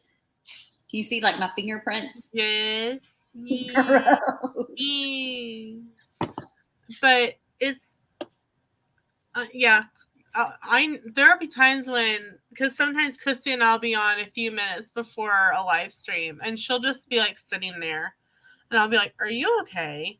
And she'll be like, she'll either say yes or no, and I'm like, "Okay, well, I'm here. if you want to talk about it. If you don't want to talk about it and want to talk about something really random, I can do that too. Give me a topic and I can probably make up something random about it. She reads my facial expressions is what she reads, because my like frustrated look and my concentration look are exactly the same. So I could be sitting here concentrating and she'll be like, "Are you okay?" I'm like, yeah, I'm fine. And she'll be like, "Okay." Or I'll be sitting here like stressed out and she'll be like, "Are you okay?" I'm like, "Nah." I'm able to read people's facial expressions pretty well. But because my concentration and my frustration look is exactly the same. My son even says that. He's like, "Your concentration and your frustration," he calls it my angry face. He's like, "Your focusing face and your angry face are exactly the same." I was like, "Yeah, they are." Nicole says, "I don't sell anything. Should I? Probably. I have Loungeflies, gym shorts, and so much Disney stuff I have no need for, and it's just clutter." Yeah, you should. And so my suggestion, if you're going to use Macari, is hello, Christina. Welcome in. Glad that you're here from Indiana. Glad you're hanging out with us this morning. If you're going to use Macari, I would overprice it because they have like the price drop thing that they do. But I literally listed 2 of my husband's colognes the other day, and they sold within minutes. And it was crazy because I got, not only did they sell at the price I listed, but I also got like 10 different offers for both of them immediately. I have one sitting on the counter right now that's one of his guitar pedals that needs to go out. But yeah, and that sold yesterday. That sold yesterday. Yeah. And also, I sold a Harry Potter Loungefly that I got in a Bibbidi box years ago. I sold it for like $200 or something like that. It was crazy. But I also check eBay. Like before I post it, I check eBay to see what the going rate is for whatever I'm about to post. And I post it for around the equivalent amount.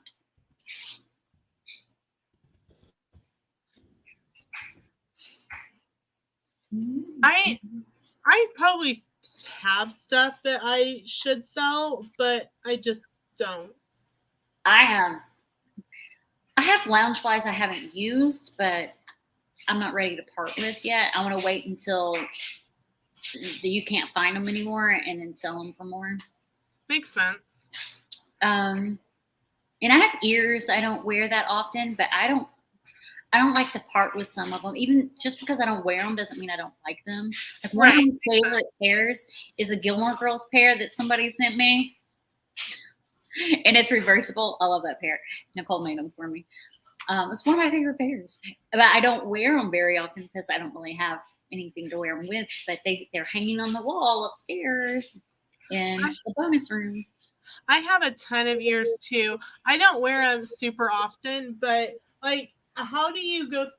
The ones that I would probably sell are the ones from the parks, and keep the ones that like I bought that are handmade. Yeah. Yeah, I have sold some ones from the parks. Another pair that I really like are some Friends ones that welcome back. Welcome back, Tommy. Heather from the Disney Housewife made me. They're reversible too. I like the reversible ones. They're good ones. Reversible and then 3D printed, of course. She says, seems like so much trouble, and I don't know how much money it would be to ship. Don't say the years I made you. Macari calculates the shipping cost, and you can make it to where the buyer pays the shipping. You don't have to. All you do is print the label, slap it on, and send it off. So for those of you just joining us, this is Sammy. She is we were talking about our friend Sammy. This is her. She was actually in a work meeting and she was sitting like backstage and she messaged me, "Hey, I'm back." Like, hello, person. I'm here.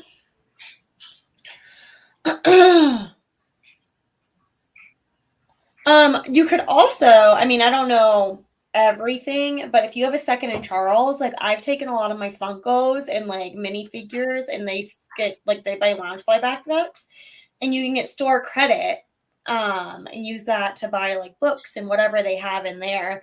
I brought like a bunch of stuff to them. I mean, I just did another one, and it was like a small little box, and I got $45 of store credit for like 10, 11 items, not even. And check and see like if they for like Loungefly, you could always check like buy sell trade groups on Facebook if you wanted to go that route. There's always somebody looking for, I think, Loungeflies. Yeah. Sammy, I've had 2 more meals. Do you want me to tell you about them? I'd love to hear about them. Okay, so the chicken piccata I had yesterday with cauliflower mash and roasted broccoli. Here was my thing with this one. This is probably my least favorite so far, and it looked like it was going to be the best. The chicken was really flavorless. It had no flavor whatsoever. They put all their flavor in the mash, which was delicious. The cauliflower mash was so good. It was like, I was like, oh my gosh, this stuff's good. But the chicken was really flavorless. It could have used some sort of seasoning, like salt, pepper, whatever, like any kind of seasoning. And I didn't add any salt or pepper to it because I wanted like the true taste of the package, right? The broccoli was dry. That's hard to do for broccoli too. Yeah, it was super dry, and it looked like it might have been burnt, like overcooked. But the flavor was good. So there's that, but it was too dry. So for those of you who don't know, Christy's talking about, it's called Factory 75, and it's a meal, kind of like a HelloFresh, only it's already all cooked, and you're just reheating it, and they're individual meals. Yeah, and they're not frozen, they're fresh. So the chicken piccata, in theory, would have been good. I think maybe it was just that batch that they cooked, because it is freshly cooked. But the Yaya Greek beef bowl was really tasty. The whole thing was really tasty. Was it worth 10 net carbs? Maybe, maybe not. But it was really tasty. I re-signed up for HelloFresh. And my thought behind it is I can get more food out of HelloFresh than I can with the Factor boxes. Probably, yes.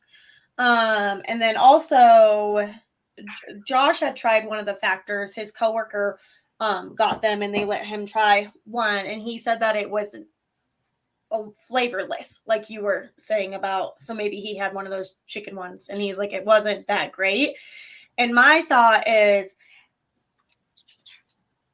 I can't blame HelloFresh if the food turns out not good, because that's me on my cooking skills, you know, where I can cook it to my pleasure and my liking, and add extra seasonings if I want to add extra seasonings. And I know you could do that with these too. You can add, but sometimes like it's harder to add, like if you want to add like a cooking seasoning to it, it's already been cooked, so you really can't add that on. Yeah. On top of it, you know. So it would just be like, for this one, the chicken needed a little salt. So yeah, I get it. Like, maybe they didn't season it because I don't know. That one was definitely not my favorite. And I can imagine, like, they probably don't do a lot of salt and stuff on it because of people trying to watch their salt intake and stuff like that. And that's where I like, and I personally, I love to cook. Like, I love to cook. I love to bake. Like, that is something I enjoy doing. And now that I'm working from home, it's going to be a lot easier to do that, because I'm not like getting off at 6 and getting home at 7. Like, I'm off at 4:30.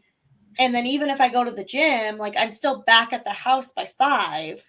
You know, I thought the same thing, but being at work from home and tied to your computer, like when I get up, even when I got up earlier to go put my coffee away and put a load in the laundry, I started getting pings, and I felt obligated to come back and look at it, and not stay over there and getting the laundry done.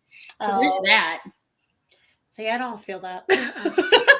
I'm like, And I guess in my mindset, I know that if it was vice versa, if I was pinging somebody, they would not instantly message me back because people have things that are going on, whether they know you're at your computer or not.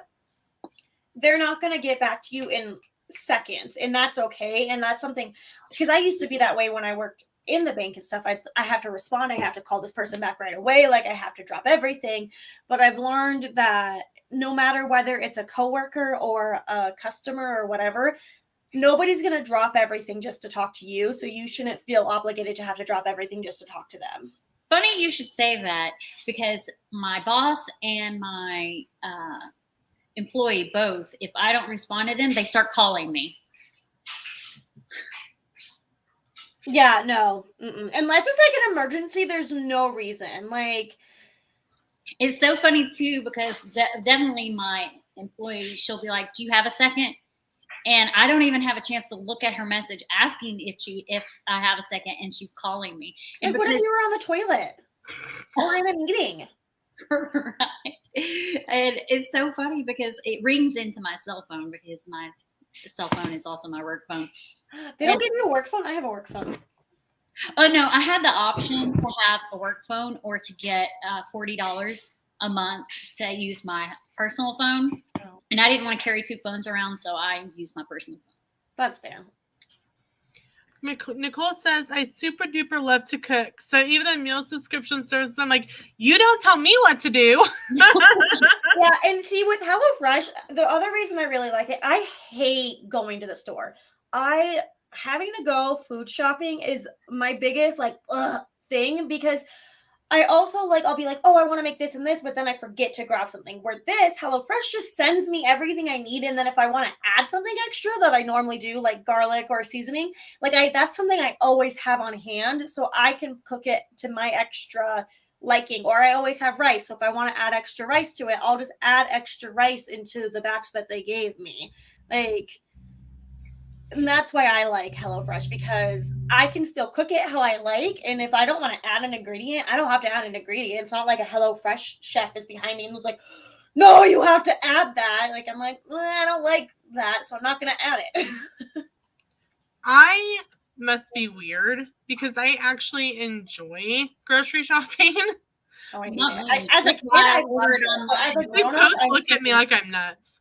The reason I hate it is because people are so inconsiderate. Like, when you are at the store and you're like, hey, excuse me, people look at you like you're ruining their life. I'm like, okay, we're all in one space. Let's be considerate of each other's space and each other's time. And it's just like King Soopers, Walmart, no matter where you go, people are always going to be in the way. And I just am like, it just drives me bananas. The one time I went inside Kroger during COVID, had my mask on. I was in there looking, and the reason I went in is because all the time slots to pick up your food was booked up for the next 2 days, and I needed to get groceries that day.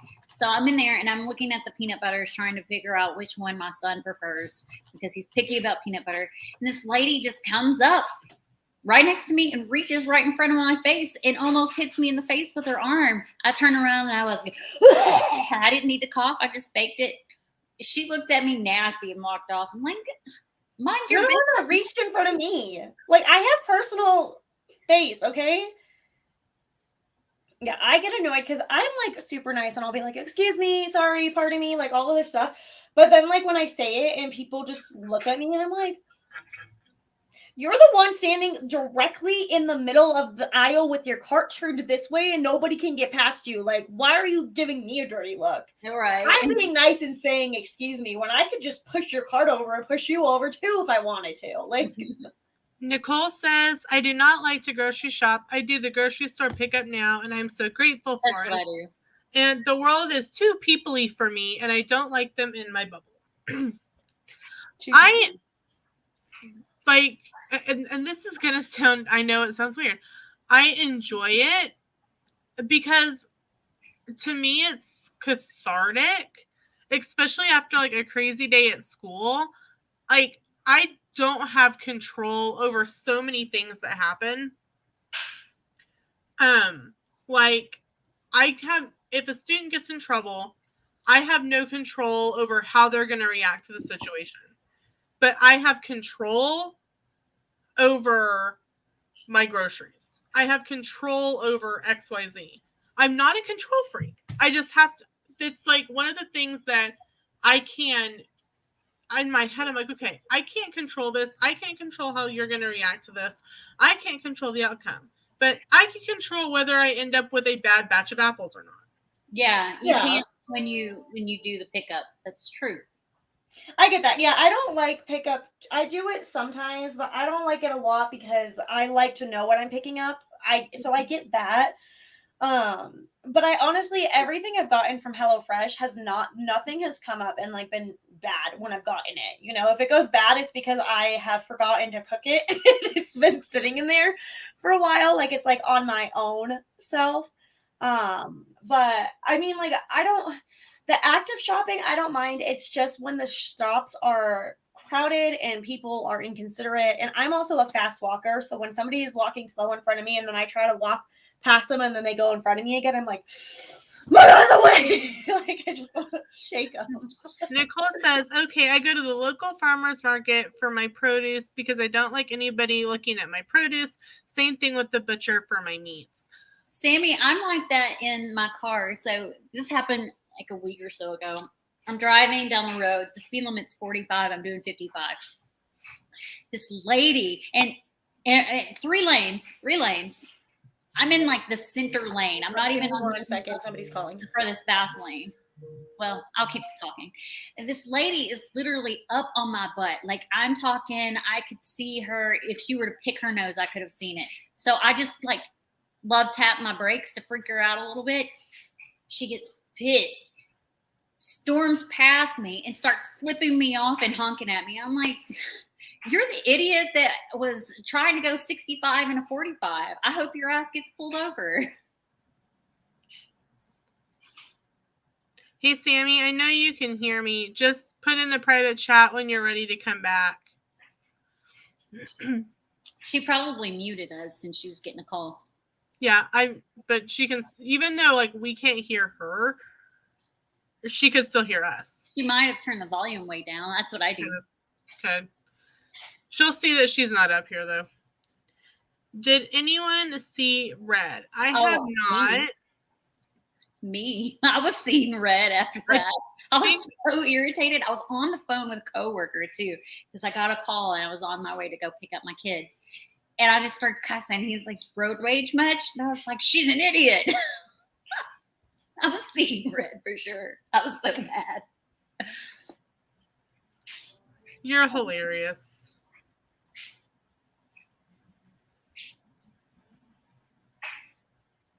You are hilarious. Oh my gosh, this is UAT and I was reading it as UTA. I was like, what?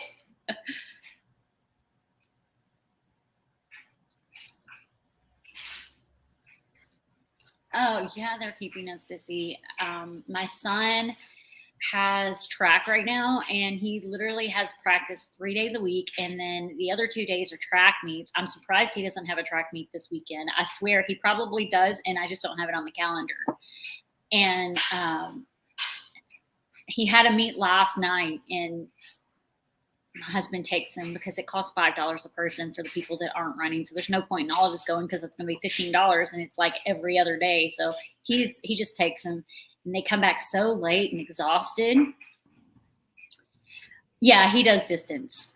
And then right now, Presley's is low key. She's just doing Girl Scouts right now, and she does tutoring to help with her grades. So she does tutoring 2 days a week, and we have to go pick her up. But other than that, Girl Scouts is pretty low key. She won't start basketball back up until the fall. But she's doing summer school this year. So, and it's not because she's required to. She's not failing or anything, but they think she could benefit from summer school. So we're going to put her in summer school for the summer. Yeah, he runs distance. He keeps asking me to sign him up for more for 5Ks. So I might look into that soon. Because it's been, we haven't done any since COVID. Because they quit doing them and they just brought them back like this year anyway. He is 14. He's about to be 15. He's about to be able to get his learner's permit this summer. That's kind of So, scary. do you do driver's ed? They have driver's ed. He in high school. He's in 8th grade. So I don't know if you can do driver's ed as a freshman. I think it's a junior thing, but they do offer driver's ed at his. See, we could here. They can take driver's ed summer after 8th grade. They do it in the school year. They do it at the school. It's like a driver's ed class. Yeah, it's through the school because it's actually a grade on your transcript here. Yeah. But you can do it summer after 8th grade because 14 Or you can start the summer, or you can do it. Okay. I'll have to look into that, but as far as I know, it's during the school year. She will be 10 in May. Because you can get a learner's permit at 14 here. Oh, you can't hear. So definitely check into it. I thought Belle was right between them. Yeah. About to be 10 and 15. They're 5 years apart.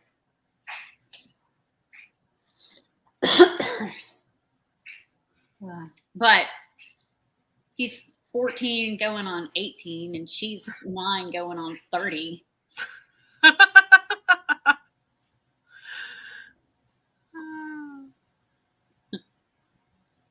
Mine are 9 years apart. I wanted for a long time to have another one, but at this point, I don't want another one. I'll be 40 this year. I don't want another one now. That would be a long, 15 years apart would be a lot. Me and my sister are 12 years apart. Me and Howard were 16 years apart. Me and Mike were 18 years apart. Bella's 12 going on 9, and Brad's 21 going on 5. He does very much seem like just the fun-loving kid type. He really does. Sammy, are you back or are you still on the call?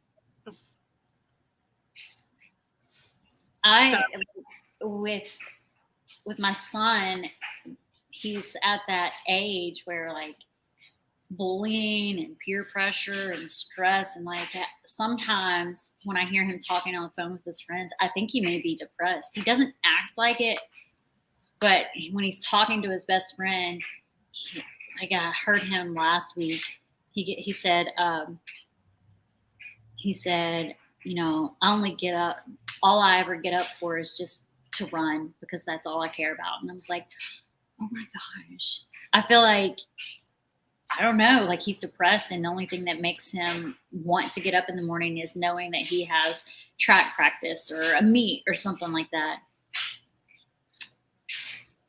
Maybe talk to his doctor. Maybe he needs to talk to somebody. Maybe. I don't know. I mean, I don't know. Maybe he was just trying to get attention from his friend, but I don't know. But, it's better to be safe than to look back and go, I heard it and I didn't do anything about it. That's true. Yeah. If you are still in the military and you heard one of your soldiers say that, you would 100% make sure they got help. Well, yeah. So your kid is no different. Yeah. I know, I feel like he can't, maybe he was just having a bad day because, I heard that and it resonated with me, but I feel like maybe he was just having a bad day because he really loves the dogs and is all lovey with them and smiles a lot. So I know the depression can be hidden very easily. Brad as an example. But I don't know. I guess I just need to talk to him about it because I don't want to just bring it up to his doctor without talking to him about it. Maybe if there is nothing going on this weekend, maybe take some time for you and him to go out and, have lunch or something and go, hey, look, I overheard you make this comment and it's got me a little concerned. And I just want to talk to you for a little bit. Do you need to find someone to talk to? What's going on? He is always looking for validation. Like he showed the grades and he had all A's and 1B. And I teased him. I probably should have just said, that's really good. I teased him. I was like, I guess you need to get that B up to an A. And it should have been more positive reinforcement because I was joking with him. And should have been like, oh, that's really good. Good grades. But because I feel like that's what he wanted. And I like failed as a mom and teased him instead. Nicole says, I hope that the teen years aren't too hard on your boy and that he finds things to bring joy to his life other than just running. I think teens nowadays have so much more pressure. They need to know their whole entire future before they're out of elementary, and they are comparing themselves. That's so true. Like their fifth graders are having to do career assessments. And I'm like, well, the teen years are okay. hard too because he's super skinny. He's a very, very thin boy and very, very worried about his appearance and stuff. So he gets made fun of a lot and people call him gay and he tells me about it. And I tell him every time because I don't know. I can't tell. I tell him every single time. I was like, I don't care if you're gay or not. I'm going to love you the same either way. So if you are, you are. If you're not, you're not. Could that be part of his depression? Probably. So I think like personally, like something in my, and I don't know, something in my gut is telling me you need to talk to him. And because I think it's more than just, because if he's dealing with this other at school and you physically heard him say it, there may be something more to it. Maybe. Like I said, if you heard a soldier say something like that in a heartbeat, you'd get him help. Even if it was somebody to talk to and say, "Hey, let's go talk this. Like, I don't want you feeling this way. Let's talk about it." You know. That's my thing, though. Is like I don't ask personal questions. I need to. My own kid, I get that. But I don't ask personal questions. Like my employee told me, she was taking a lot of PTO time, and I didn't question it. But then she opened up and told me what it was, and I mean, my response instead of asking her questions or because I don't do that is, well, hopefully everything turns out okay. And then she was like, have you had a similar experience? So I opened up about my similar experience and that made her feel better.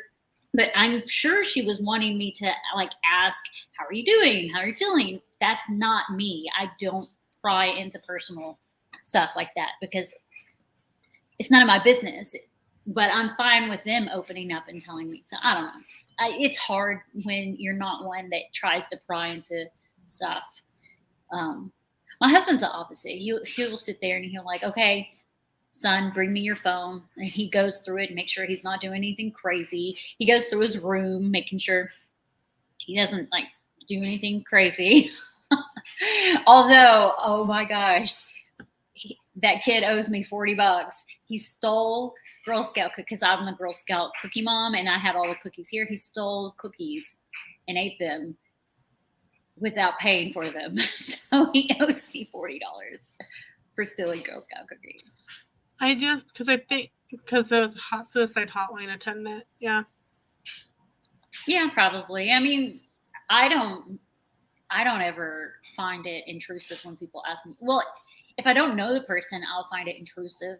And I'll be like, I don't say it rudely. I don't like say mind your own business. But I guess a good example of that is like, I had someone that follows me on Instagram that I don't really know reach out to me by DM and start asking me questions about my career and my personal life. And they're like, oh, so what do you do for a living? And I was like, well, I have a corporate job, but I don't talk about my job to anybody because I keep my professional and my social life separate. And they were just kept asking more questions. What's your income like? It was like, that doesn't matter. My income is none of your business. So I was like, well, I'm wondering how you live, the life you live. It's like, you don't know what life I live. You see what I post on Instagram. You see what I want you to see. Mm-hmm. You don't see anything else. So, yeah. And even in the case of like people trying to compare, because I know that they were just trying to figure out a way for them to do whatever I did on Instagram was inspiring them, and they wanted to follow pursuit. I get that. But they were probably trying to measure up to see how they would, but that's none of their business. Mm-hmm. And so, like, they asked several times, well, I'm just trying, like, they even told me why they were asking, which was that was the reason. I was like, you can't do that, though, because just because you see someone wearing a nice dress doesn't mean they spent so much on it. They could have gotten it for free. They could have gotten it for a discount. If you see somebody with a nice car, they may not own that car. They may have leased it. They may have rented it. They may have gone into debt for it. Just because something looks ideal, and that's like your picture perfect. You don't know if that person went into debt for whatever they have or what they're doing, or if it was gifted to them, or if it was discounted to them. You don't know, and you can't base your life growth, anything, on other people because you don't know their circumstances. Exactly. Exactly. But yeah, and then that was the other thing. It's like, they're like, I feel like I know you based on your Instagram. It's like, you don't. I post what I want you to see. I don't like, how often do you see me post anything about my children or my husband on Instagram? Hardly ever. Because they want their lives separate from my social media. Mm-hmm. And most of the time I don't even say the names. Yeah. Most of the time I'll say son or daughter or husband. I don't usually say the names. Because they want their lives separate. Their social life, their social media life. My husband doesn't even have a social media. My daughter doesn't have a social media. My son does, but his is separate from mine. He doesn't want his friends stumbling across my account. And he doesn't want my followers to stumble upon him. Right. So so when people that don't know me are trying to like feel like they know me, I appreciate that. You know my social life. You don't know my personal life. You can't base what you see on Instagram as anything because right. I post what I want you to see. Exactly. Well, yeah, they think they know you because because you put yourself out there on a public platform. Exactly. Yeah, that's true. Completely true. Yeah. Like, when I first started my channel, Sam was still in the military. And so he did not do a whole lot of anything with my channel. And it really wasn't until vacation in 19 that you started seeing Sam pop up more in the videos. Yeah. Well, okay. So yeah, here's a little insight, and I'll give as little and as much information as I can without getting too personal, because we are live right now. Like, I can talk to either of you like privately about it, but my uncle works in a top secret facility. He has no social medias. Not only does he have no social medias, but once a year, and this is just based on what he's told me in the past, once a year, the employees get audited. And they will look through every family member's life. So they can look through mine and they can view my socials.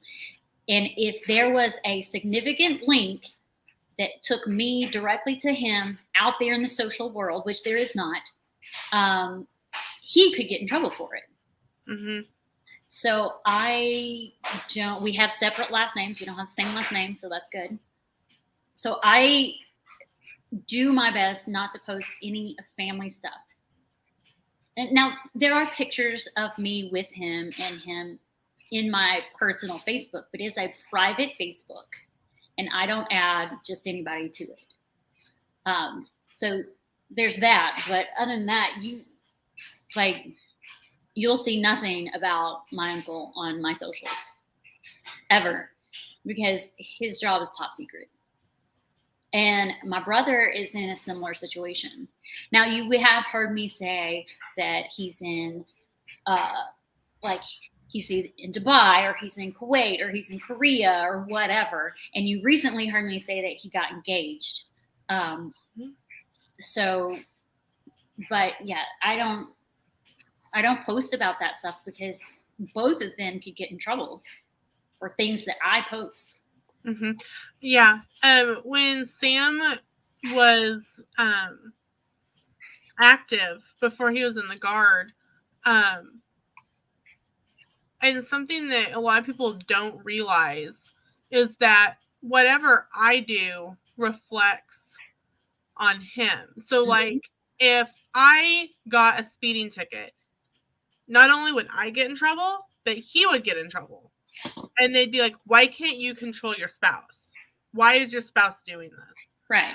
And it doesn't even have to be a spouse. It could just be a family member. Yeah.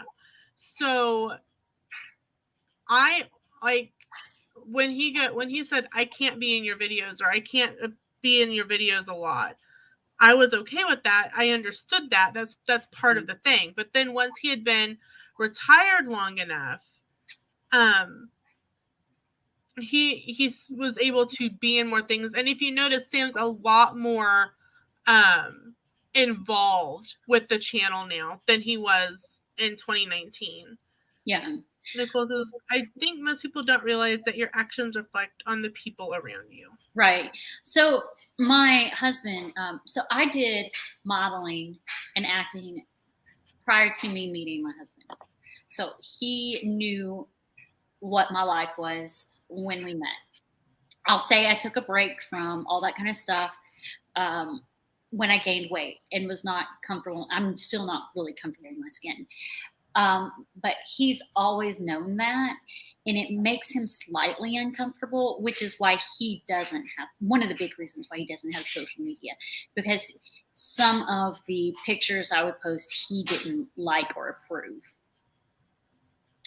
So I am very careful with what I post most of the time, to not post anything that he wouldn't approve. But, you know, sometimes I tread that line. So that's one of the main reasons he doesn't have social media. And the other reason is he just felt like he was spending way too much time on social media, which makes sense. But you are a direct reflection. So I'm sure, because some of his family, well, they're my family too, but some of his side of our family follow me. And I'm sure there's times where they're like, she shouldn't really be posting that. But they don't say anything. Not to me, anyway. They might to him. They don't say anything to me.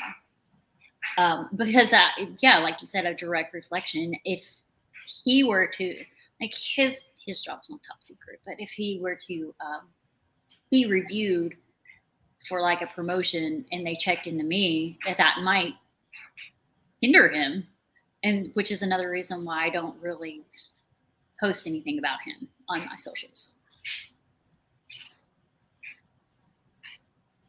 And also why I don't mention my career. Like, I don't have my career posted anywhere, not even on my private Facebook.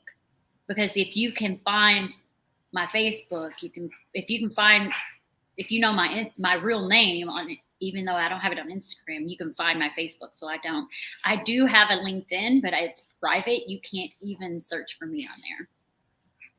So for anyone I'm following on LinkedIn, that's the only way they'll see me. You can't even search for me on it. It's just, I have to keep that, because my job also, like, they could look at my social and be like, yeah, we don't think you're, no, whatever. And that's also why I don't really talk anything political on my socials. The only thing you'll ever see me, if it's political, is a sticker that says I voted, but I don't say anything else. Or anytime I am a feminist, and I will promote that, but I'm a woman, I have the right. So there's that. But yeah, I mean, you won't see me talking anything political anywhere. She's back. She back.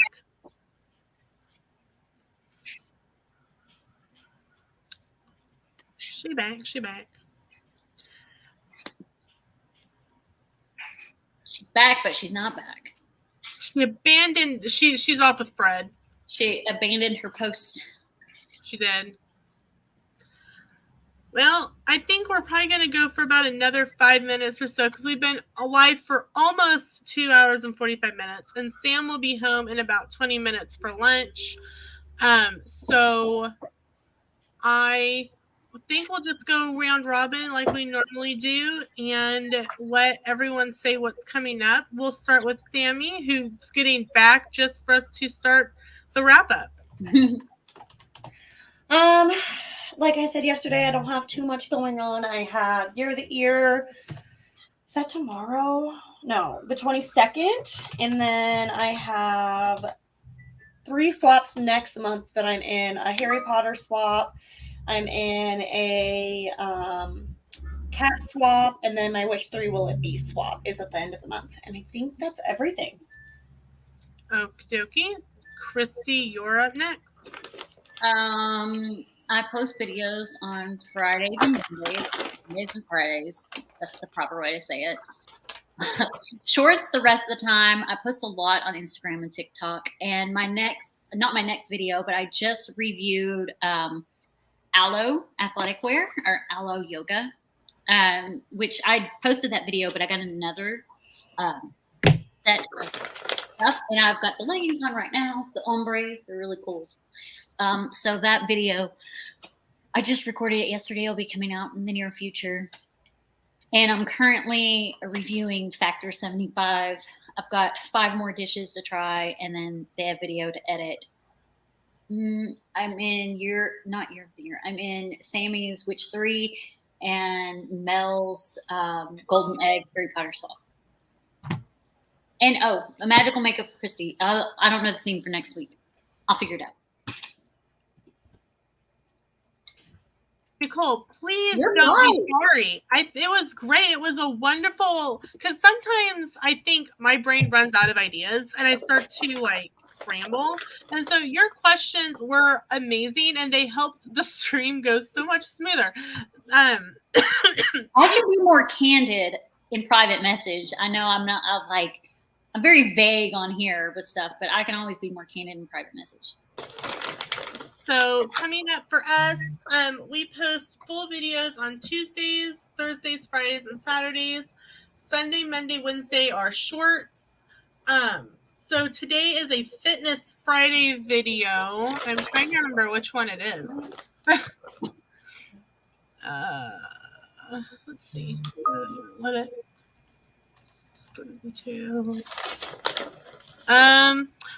It's one of the videos that I did on one of the things that I packed for my lunches. So, not super exciting, but maybe helpful for somebody.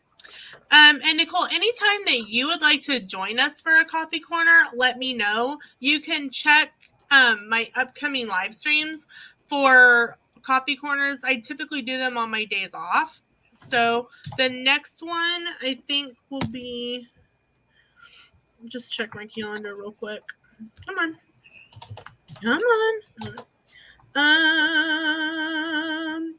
April 15th, which is Good Friday. So there will be a coffee corner. I think 8 a.m. worked out so much better than 7. So it'll be 8 a.m. on April 15th. And then there'll be one on 8 a.m. April 18th because there's no school that day as well. You also have more people in chat at 8 a.m. instead of 7. Huh? You also have more people in chat at 8 a.m. versus 7. I did. And with a lot of places are closed on Good Friday. So might have a lot of people in there then. So thank you so much, everyone, for hanging out. We will see you in the next video or live. And make sure to check out Christy and Sammy's channels. They are in the chat and they are under my featured channel listings. Bye, everyone.